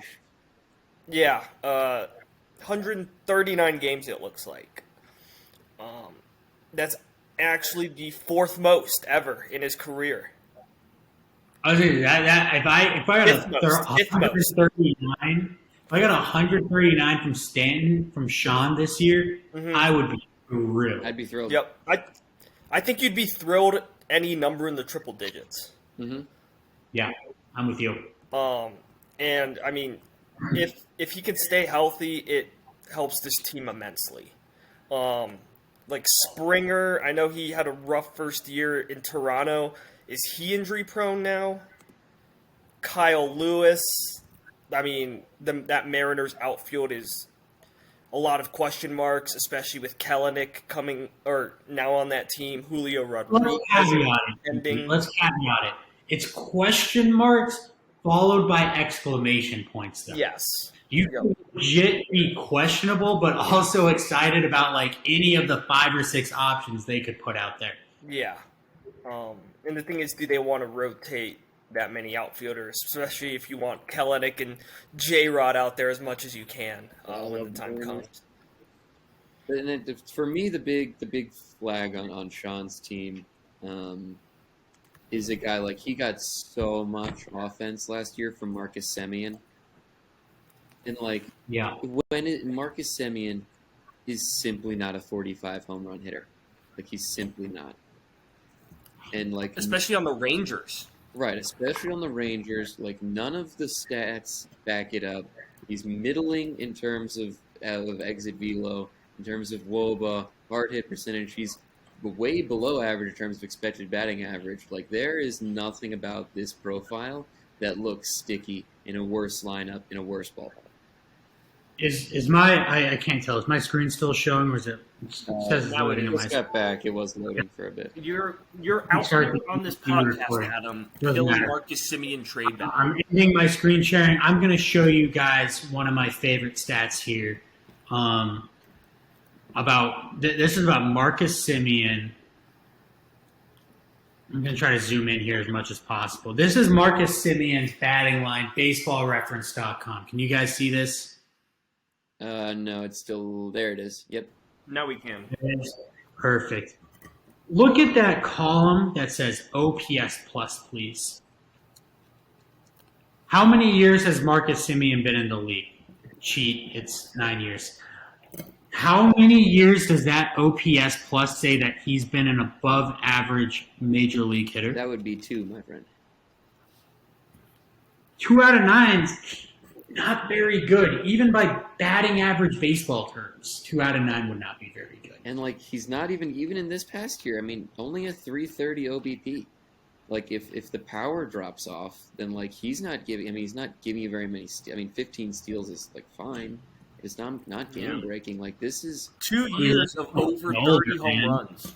right. Like, this is not an intriguing profile if literally anything goes wrong, and he's in a way worse situation than he was last year. He played 162 games last year. And that was on the Blue The Jays. only 2 times that he's been an above average MLB hitter is when he's played all 162 games. In today's day and age, can you really bank on that? There's no way. Going into age 31 season. You're Sean. Are you trading Semien? I don't know who's buying Semien. I'm not. Maybe I'm tanking his trade value, and this is collusive right here. But Yeah, I think both of you guys are taking his value. I mean, does Sean want to trade him? Maybe. Are there people out there that would want Marcus Semien? I'm fairly confident some people in this league would be interested. It's just, will Sean get appropriate value for him? Right. I think there are a lot of people that would buy Marcus Semien. I just don't think they would buy 45 home run Marcus Semien. And I think that Sean will be trying to sell 45 home run Marcus Semien. I buy 260 average with 28 home runs, 11 stolen bases, but like 6 caught stealings. Right. And like a 320, 330. Like, this is. I'll buy a 320. I'll buy a 310. No, I'll go around in the dot with 310. 310 OBP. And that's a double negative OBP for me. For a questionable 28 and 10, like that is a scary asset to have. I'll go exactly 100 on the dot. 100 OPS plus. It's a depreciating asset that he's holding on to right now. Right. All right. Do you want to move on from Sean? Yeah, we can do that. Yep. So to catch more, you guys can listen to the interview that we did earlier with Sean. And we have our last team coming up here. Team 12 of 12. Last but not least. Vinny Romita. Yeah, I'll give me 1 second to get this pulled up, and we can chat about Vinny and wrap this thing up. I'm sure all of you who have had to listen to us for 3 hours are just as happy to be ending this as us. Right. Think about it. You could have either, watched Spider-Man No Way Home or, listened to us talk about the fantasy baseball league that you're already in. So I think, the decision's pretty easy for me. Corporate. We got a little corporate. Need you to find the differences. Classic meme. But here's Pam saying they're the same picture. But Pam is the AL Cy Young Award winner. The award, not winner. To be honest, I didn't get this meme when it was put in. I didn't get it. It's just that they both won the Cy Young. Yeah, That's why I added the comment down below. 2 Cy Young pitchers, but they're the same because they haven't done anything for Vinny. Most disappointing team in the league over the first 3 years, in my opinion. Zero. The only team yet to make the playoffs is Vinny. Which is crazy because this is a good team. Right? This is my point. I've been on the Vinny train for 2 years. Vinny, I'm calling you out here publicly and personally to you. What gives, man? Give a response to this video. I don't care. Put it in the YouTube comments and I'll screenshot it. Or put it in the group me. Go direct. Why the hell are you so bad? You should be so much better than this. Maybe the real alleged domestic abuse curse in the league is for Aroldis Chapman and not for Trevor Bauer. Yeah. Would you want to trade for Chapman? No, fuck no. I'm not. No. I wouldn't want to. That's Vinny's problem, though. Who wants Aroldis Chapman out there? I got 5 BAM for Aroldis Chapman when I traded him to Vinny, and I was very pleased with said 5 BAM. It's just an asset that Vinny stuck. Funny story. I traded Aroldis Chapman to Vinny for 5. I got a text within 24 hours from Ryan Ulrich.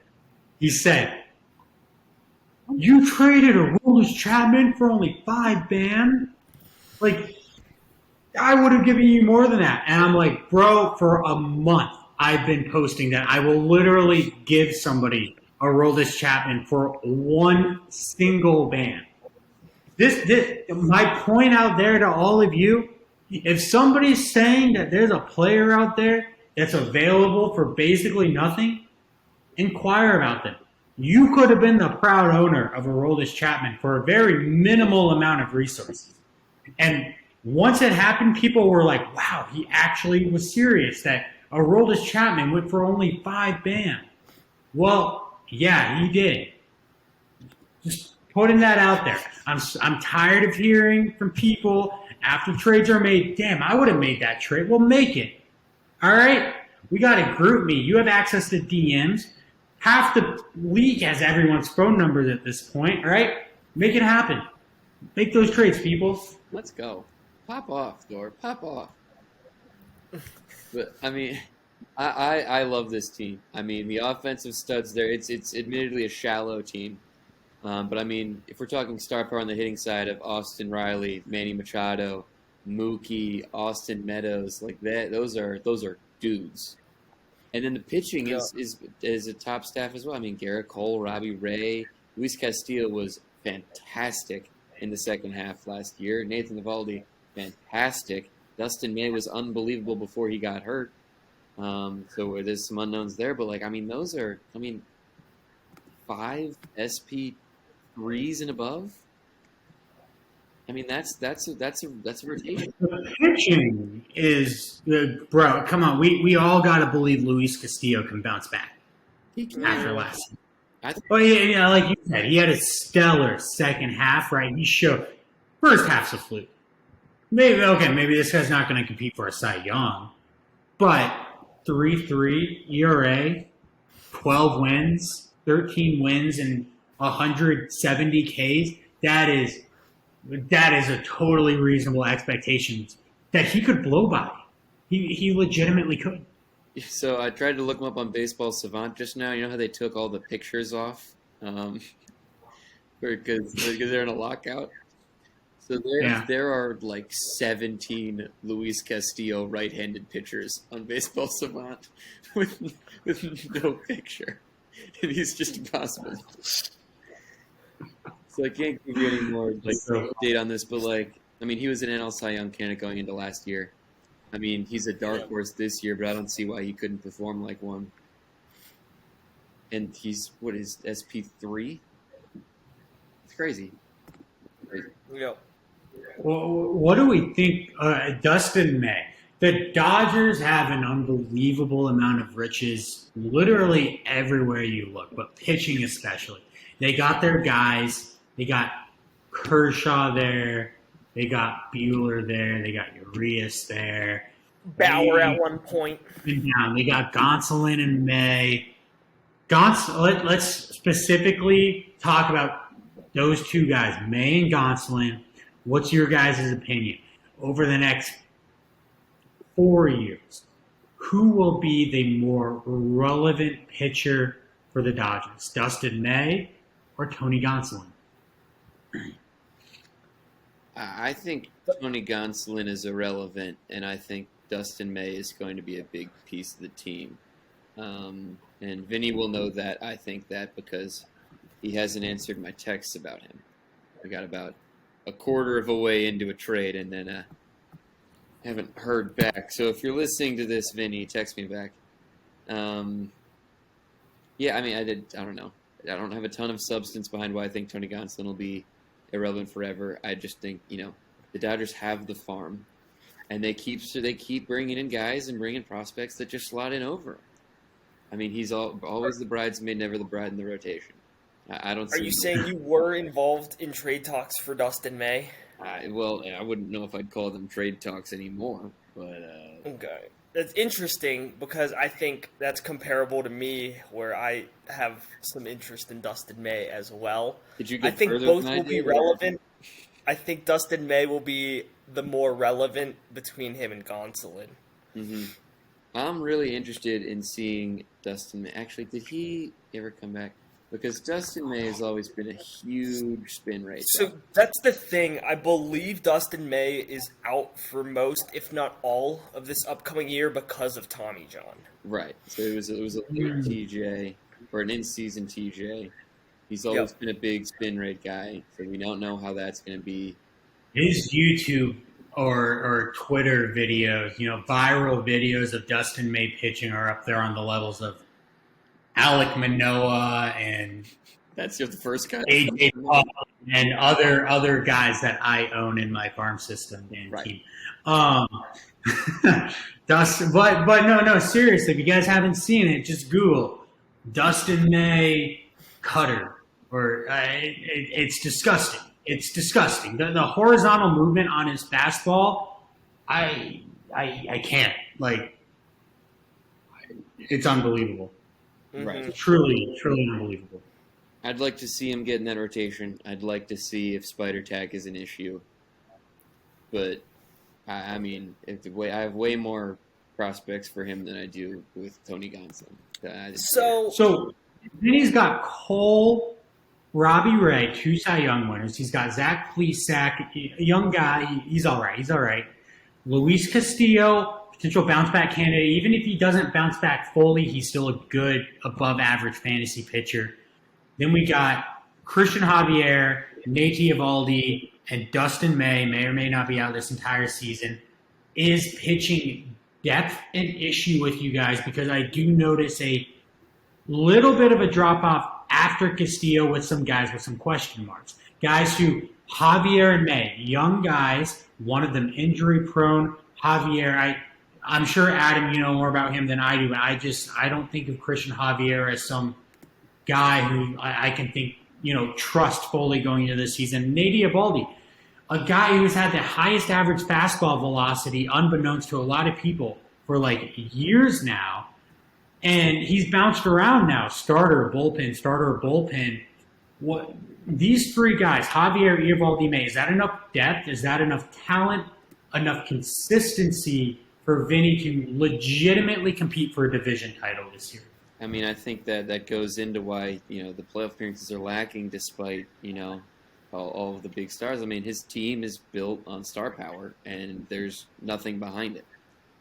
So any sort of slumps, any sort of injuries, and all of a sudden you have nothing.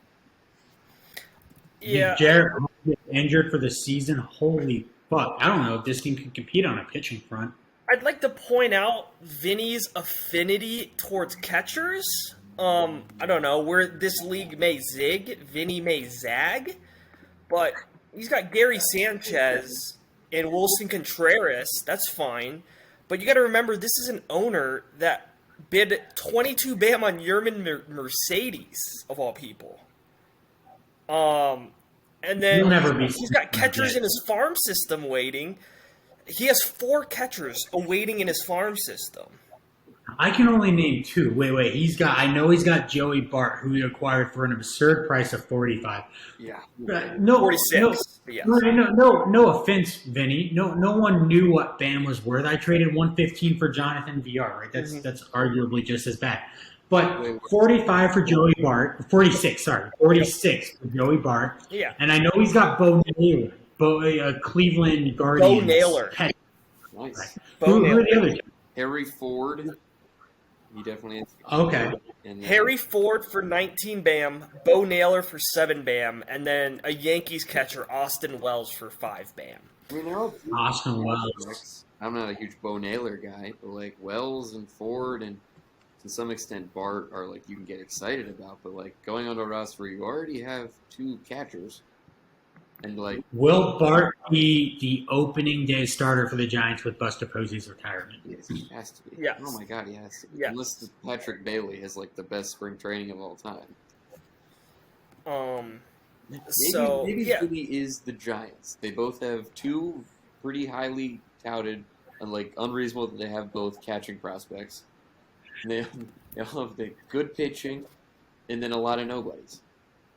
Yeah, so I think we pointed out one of the reasons why Vinny's team has been underwhelming in a way. It's that lack of depth in that pitching. The other thing would probably have to be his middle infield of David Fletcher, Gleyber Torres, and Isaiah Kaner-Falefa. Yeah. Like, those names don't necessarily inspire me. In fact, I probably like David Fletcher the most out of those 3 I just named, and it's... Waffle Man still bases? Yes. Yeah. Because Vinny was like, I think Vinny was last in stolen bases all of the last 3 I have Vinny's team pulled up here. Miles Straw led his team with 30 steals. Kaner-Falefa has 20. And then David Fletcher has 15. Those were his top 3 steals. Maybe he didn't finish last year. I know the first year I think he did, and I think the COVID year he finished last in stolen bases as well. So man, I'm just saying we can shit on Falafel Man, Yeah. but Vinny needed stolen bases. That's fine. I'd also like to point out he got also- stolen bases from both Fletcher and Kaner-Falefa, but the 2 of them also combined for 10 home for runs. last season. Vinny attacked a weakness Yep. and seemed to try to address it. Yep. Maybe he'll trade me for Merrifield this offseason. Who knows? Kaner-Falefa was also a catcher when he was acquired. That's true. And now he's third in shortstop. So Right. Adam, you mentioned right when we started Vinny's segment, okay? You mentioned right when we started this segment, you talked about his batters and his pitchers. He's got Jarrett Cole. But when you talked about his batters, and the reason I said Cole for the pitchers, you basically mentioned everyone on this team that wasn't a Yankee. Mm-hmm. Now, it's well known that Vinny is a New Yorker at heart. Right. He is a big-time Yankee fan. Is his affinity for the New York Yankees here hurting his lineup? I mean, let's just look at. I mean, you could say that the 3 worst hitters in his lineup are all Yankees. Sanchez, Voit, and Torres. Like you could easily. I mean, I think for me personally, it's David Fletcher because David Fletcher is the opposite of a good fantasy player. He only gives you like a 296 OBP for no power and like barely 10 steals. He should not be rostered. But like the rest of them, like no one is owning them if they're not a Yankees fan. Like, could you see a guy like Sean or Jack or any of us owning any of those Yankees guys? Like, I can see Ryan Ulrich rostering all 3. Well, he's also a Yankees fan. yeah. Like, if Vinny were to cut Gary Sanchez, I don't think any of us are in a rush to pick him up. No. Adam doesn't roster a catcher, and I don't think Adam would pick up Gary Sanchez. In fact, guy. It's actually shocking to me that Vinny does not roster the top third baseman available in the league, Gio Urshela. That's true. I am shocked by that because he could absolutely swap Luke Voigt with Gio Urshela on a day-to-day basis. Well, and you know what's also concerning to me? I mean, I guess, again with Gio Urshela, but would also solve this problem. But for having such a star-studded roster, like middle infield is such a weird hole to have. Like with the amount of just star shortstops out there. Who's the big three on his batting? Is it Mookie, Meadows, and Machado? I'd say it's Bro, Mookie, Machado, and Riley. Riley? Okay. Mhm. I like Meadows more than Riley, but it's more like a top 4. But like I think Austin Hayes legitimately actually might be decent. Like he's a legitimate rosterable fantasy asset. just like you just The star power is there, but like there's nothing behind it, dude. Margot gets injured, you drop him immediately. Lamonte gets injured, drop him immediately. Wilson gets injured, drop him immediately. Voit, Cora, any of the Yankees get injured, drop him immediately. David Fletcher gets injured, drop him immediately. Falafel Man gets injured, drop him immediately. None of these guys are assets. They're I just would like to point out a no- snub. CJ Crone was snubbed from this CJ list. Cron was snubbed. Where the hell would you put CJ Crone on this list? He's very good. I hate you. I love CJ. There will be no CJ Crone disrespect in here, Right. but still, like that doesn't change Vinny's makeup of this team. Right. That, like We started this segment with how does Joe address his lack of an ace? Let's also do that exercise here. JD, how does Vinny address he has, just like Joe, he has a very, very obvious weakness here. How does Vinny address his depth issues? he's got pitching prospect, or he's got not pitching prospects. He's got pitching guys that he could probably sell for a contributor in the batting department. Obviously, that would be a downgrade in his pitching. You trade Dustin May for batting help? That's the thing, though. I mean, May's out for this year, so does Vinny believe he has a solid chance at making the playoffs this year? Dustin May for Brian Reynolds makes a lot of sense to me. That would be fun. I'm not really sure where Brian Reynolds specifically comes in to help because the issues are in the infield. So Brian Reynolds doesn't really do a lot. I'm looking over here at short. Do you sell Robbie Ray at his peak value? Right, something like a Robbie Ray for a Jorge Polanco plus, like Jorge Polanco and Bam, I think would be a fun trade to see. Robbie Ray for Whit Merrifield would be a fun trade to see. A peaked Robbie Ray for my peaked Brandon Crawford plus Bam. I would kick you out of. Don't do that trade, Vinny. Please don't do that. Please don't, Vinny. Please don't do that, Vinny. Please. But there are You'd be getting Bam. I don't know. there are shortstops that are available. Like if Trevor Story could be Pride. Their shortstop prospects. Ulrich has Javi Baez sitting there. Never Story, he signed with the Yankees. You know Vinny wants him. You know what trade would make a lot of sense would be a Dustin May for Javier Baez. Who's Javi again? Ulrich. Vinny, I don't know how the That would make a lot of sense. That would make so much sense. Which would piss me off because I would like both of those players.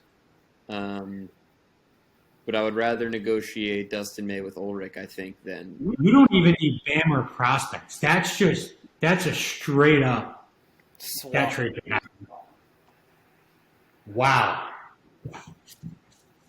Here's the thing.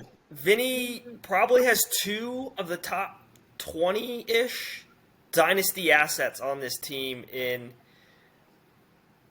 actually, maybe 3 of the top 30-ish assets. Mookie, Machado, Garrett Cole. Would you move one of those guys for future pieces, maybe, or hold on to them? I think you can make moves on the periphery to get into the level, but it's maybe sometimes That's what he needs. you just break glass in an emergency. He needs moves on the periphery. This team's good enough. The core talent is good enough to compete. You take any team's core and Vinny is maybe he doesn't quite match it with like the top of the top, but he absolutely matches his core with other playoff Well, contenders. let's think for a second. A trade that JD, you and I made that I think Vinny could find himself in. That sort of got to you where you were and got me to where I am. Like I could see a Garrett Cole trade to a contender going down the season, going like feeling very similarly to like our Justin Verlander trade.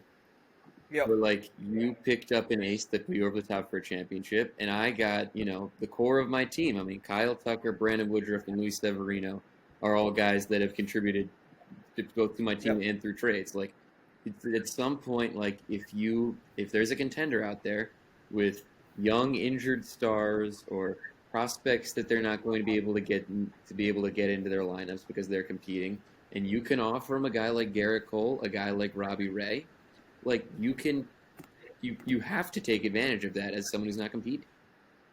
Yeah. And that trade between the two of us was one of the rare chances in this league where it was kind of a win-win for Mm-hmm. both of us. And that Verlander helped me in my playoff push and eventually that championship.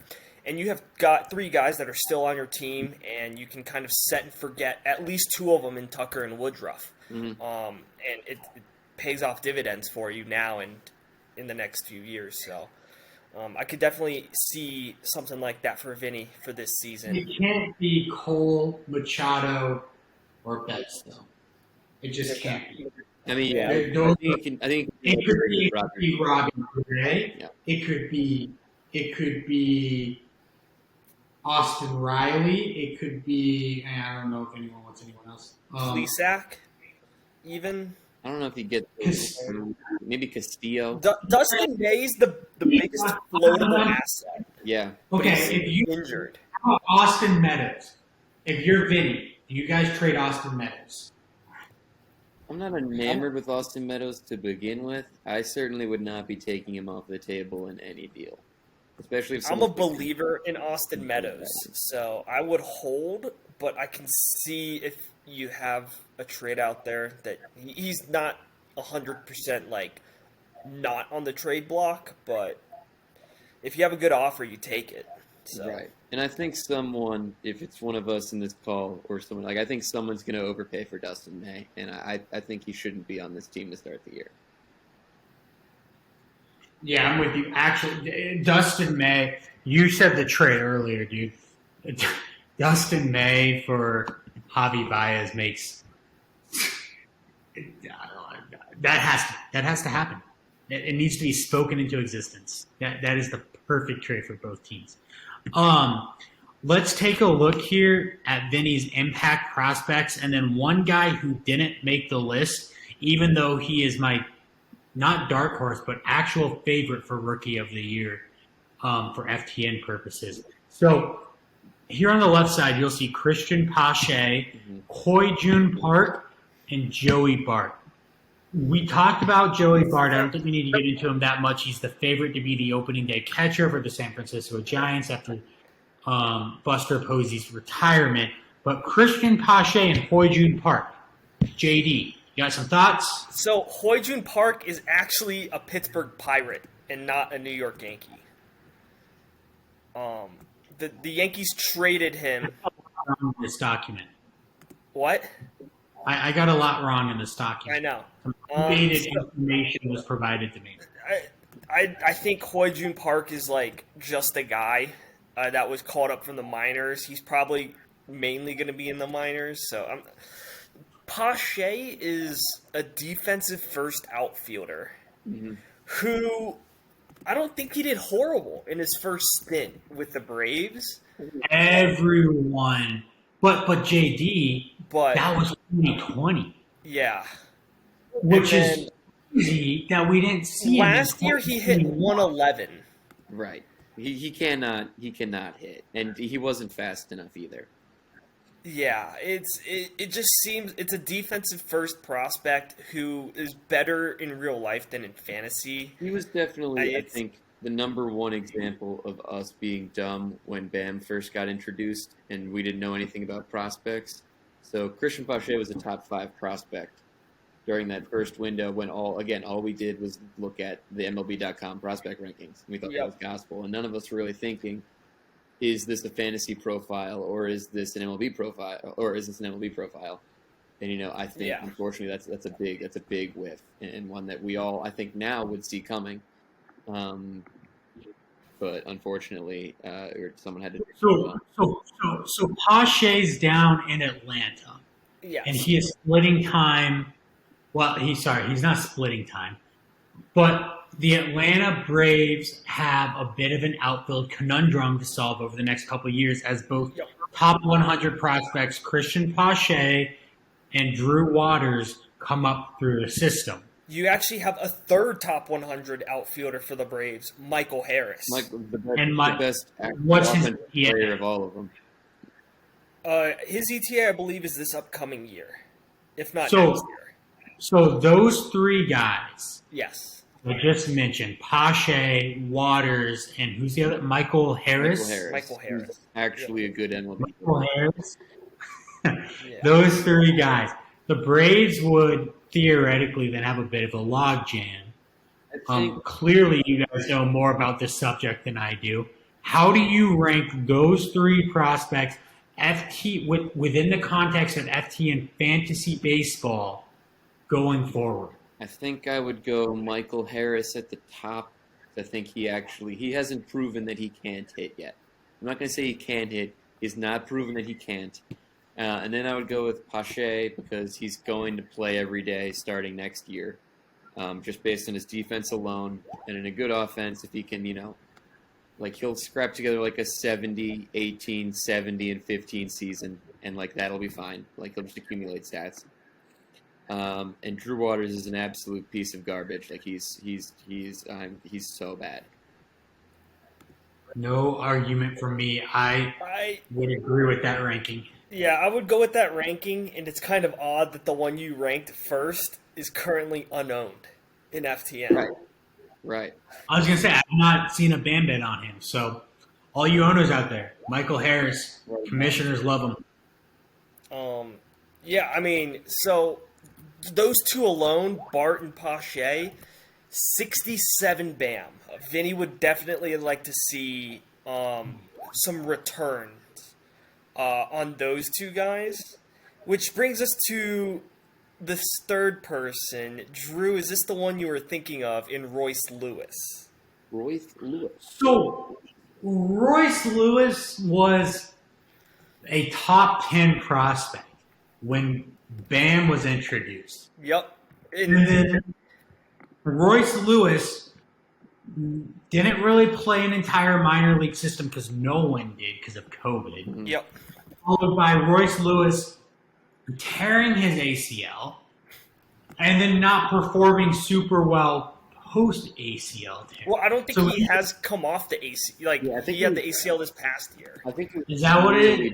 Yeah. It was right before or right after, but he's not really performed well in the minor leagues regardless of COVID or the ACL tear. But this was a guy who was thought to be a top prospect who's literally never, regardless of the opportunity, and there hasn't been much for the aforementioned reasons, been afforded the chance to showcase his skills and has underwhelmed to date.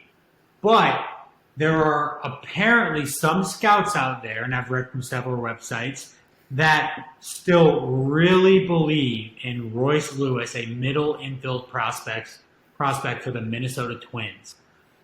What I do know, and I can tell you from an optimist point of view, is that the Minnesota Twins absolutely have a ginormous hole in the middle infield they need to fill. As good as they've been the last couple of seasons, literally nothing they've been able to do from an offensive point of view has felt sustainable from an outsider's point of view.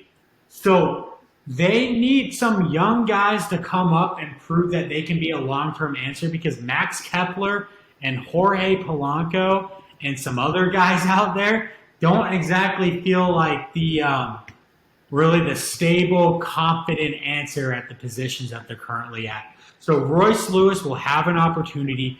Former top 10 guy. A lot of scouts still swear by him. And Vinny, most importantly, invested a hell of a lot in this guy. This is a lot of words to say. We don't know what the heck to expect from this guy, Yep. but he could be an absolute steal, an absolute stud for Vinny going forward in his middle infield. And he could also be nothing and another very poor initial BAM investment from Vinny, who has made a couple of ones that don't look too bright to this day, including Joey Barton, Christian Pache. Yep. That second to last bullet point, 112 BAM on 3 people in Bart, Lewis, Pache. He really needs one of them to pan out. Oh man, if that's your Urias haul, then maybe I keep Urias. And that doesn't include 22 for Yerman Mercedes, who was previously mentioned. I'm looking at the 2017 MLB draft, where Royce Lewis was drafted first overall. The top 10 is not a pretty list of names. Ooh. Hit us with it. Royce Lewis, Hunter Green, Mackenzie Gore, Brendan McKay, Oh. Kyle Wright, Oh. Austin Beck, Pavin Smith, Adam Hazley. 9th and 10th overall in that draft, Keston Hiura and Joe Adele. Can I just say that might be the most fascinating top 10 of all time? That's actually an unbelievably fascinating top 10. It just Yeah. makes me think. Those 10 guys are owned or were owned before graduating in an FTN farm system, first of all. So 3 of those guys are in my farm, and a 4th, Keston, and a 5th, Pavin, were on my team at some point last year. So, and yeah, exactly. And the second thing is even though a lot of those guys, like Keston here, have somehow flamed out in this short time period already, still have a lot of potential. That's a fascinating top 10. His best. Wow. Is there any 2017 first rounder not owned? Well, Not yeah, owned? there was a couple. The Adam Hayes. Yeah. There's 2 guys, I think, right? A handful. Yeah. Some of the later guys drafted in the first round: Shane Ball, I meant Trevor the top Rogers, 10 his name. DL Hall. Who's the highest guy in that draft not owned? That is a prospect still. Yeah. In the top 10, is there anybody not a prospect still? Yeah, I think Austin Beck of the Oakland A's. That's the guy. Yeah. How's he doing? I don't think he's ever made the majors. Good for Austin. Nobody needs a bandit on that guy. Here's his Wikipedia that I have quickly pulled up. Actually, it looks like he hit 250 in 2019. Okay, Austin. Really getting somewhere. This past mind. year, Oh, past year, 2021 year, he hit 198, 10 home runs, 3 stolen bases in 268 at bats. Holy cow. That's hard. Well, in some lighthearted news, how about we transition to his prospect pitching, which we've shit on this farm system a lot in the last 10 minutes, but he's probably got the best prospect pitching in the league with Cade Cavalli, Max Meyer. I'm not gonna pull it up. It's this bottom bullet point on this list. Right. Now, I'll actually try to zoom in a little bit. So I'm super happy you brought that up. I wanted to talk about this too. Adam, I am going to be right back. Why don't you kind of soliloquy this just a little bit? I know you have a lot of thoughts on a lot of these guys. Obviously, JD, cop in, if you want to. Sure, I'll help you out here, but go ahead. Yeah, so Nationals insider Ken Rosenthal here talking a bit about Cade Cavalli. The man's a stud. He came into the draft. So the thing with Cade Cavalli is that he was not a pitcher until very recently. He was a first baseman, incredibly athletic profile. He's fucking huge. He's got a gun for an arm. But he didn't start pitching until his second to last year in college. And he came into the draft with 3+ pitches. It's his fastball, his slider, and his changeup. And, he was taken fairly high. There's just a bunch of concern. He just doesn't have a feel for pitching yet because he hasn't done it very much. And he absolutely tore it up this year. I mean, he was potentially the minor league pitcher of the year across all systems in the league. And I mean, there's clearly no one stopping him at the major league level. No one keeping him down. I mean, he could be a guy that's up at the end of this year. I'm incredibly excited about him. I think the athletic profile is great for injury history and for just like prolonged gas. And he throws gas, and he will forever. And I'm really excited about him. Max Meyer, the Marlins, a jack target, I'm sure. Probably the best fastball slider combo of anyone in the last year's draft. Incredibly, I mean, he's just like how you would build a modern day pitcher. I mean, he throws like 98 high spin up in the zone with a wipeout slider on top of it. There's a little bit of, there was a thought that there was a lot of relief risk and that the Marlins would bring him up. He was a guy who could have pitched in the MLB coming out of college and gotten guys out. Just for those two pitches, but they're obviously developing him as a starter. Hasn't quite gotten there yet, but will, and is incredibly an exciting toolsy package. Bobby Miller, Dodgers guy, another guy who just throws gas. He's just a crazy competitive guy. He's always had stuff, but like he's an absolute fucking psychopath, which I think is my favorite part about him. And he's a guy that we talked about earlier. I have him jumping in over Tony Gonsolin whenever he's ready. He throws gas, another wipeout slider. The Dodgers are still, a premier team working on the sweeper. I mean, these are all weapons that he will definitely use. I'm not a huge Simeon Woods Richardson guy, so one of you two will have to break him down if you have any thoughts. But for me, he's middling. So if anyone has anything more exciting to say about him, I'd love to hear. There's a pitcher we didn't list here, Braylon Marquez, for the Thank Cubs. you. Yes. Yeah. Anything there? I mean, he throws like 102 if he wants to, but he can't throw strikes to save his life. Yeah, he took the biggest fall in Vinny's rankings, where he tumbled 35 spots in the MLB prospect rankings. But those four pitchers that we just that Adam just talked through, and then Marquez being the fifth, all five ranked in the MLB top 100. All five ETAs this year at some point. So maybe this is where Vinny can have his depth of pitchers start coming up, and maybe that can help him push him over the edge in terms of pitching depth to get a couple extra wins over the course of the year. I mean, there's a pretty high possibility that you can get more for a guy like Cade Cavalli right now than you can get for Dustin May. Yeah, and that's the thing, though. Do you want to move a Max Meyer away or a Cade Cavalli away? It would be difficult to. It depends. I know we keep. I would move Cade Cavalli. I would not move Max Meyer. It just depends. Yeah, we keep mentioning that. Yeah. There's no pitching prospects, but Vinny has a solid group of five right there that he could, do some wheeling and dealing maybe. Right. It just depends on where his team is at. Like, if all of a sudden everyone stays healthy and he can compete, like, he can fill his team up with those prospects and, like, with studs. Like, that middle. Max Scherzer for Royce Lewis, Cade Cavalli, and 40 Bam. Well, depending what the deal that just happened, you get Max Scherzer for fucking peanuts right now. Simeon Woods Richardson and Hoyjun Park and, like, 6 Bam for Max Scherzer. Apparently is the going rate. I don't know what the hell is the going rate. I think every single potential deal has to be evaluated within the context of the person making it, because every person seems to have their own personal set of valuations. Mm-hmm. You never know what to expect from anyone anymore. Yeah, I mean those guys are weapons, and they can go great ways to change the way this team looks, either by jumping in themselves and giving you the freedom to move like a Castillo or a Ray, or like if they really pop off, they can move a Cole, or you can trade Look at this list. to go for. Look at this list from Vinny coming up this year. Yeah, the right side.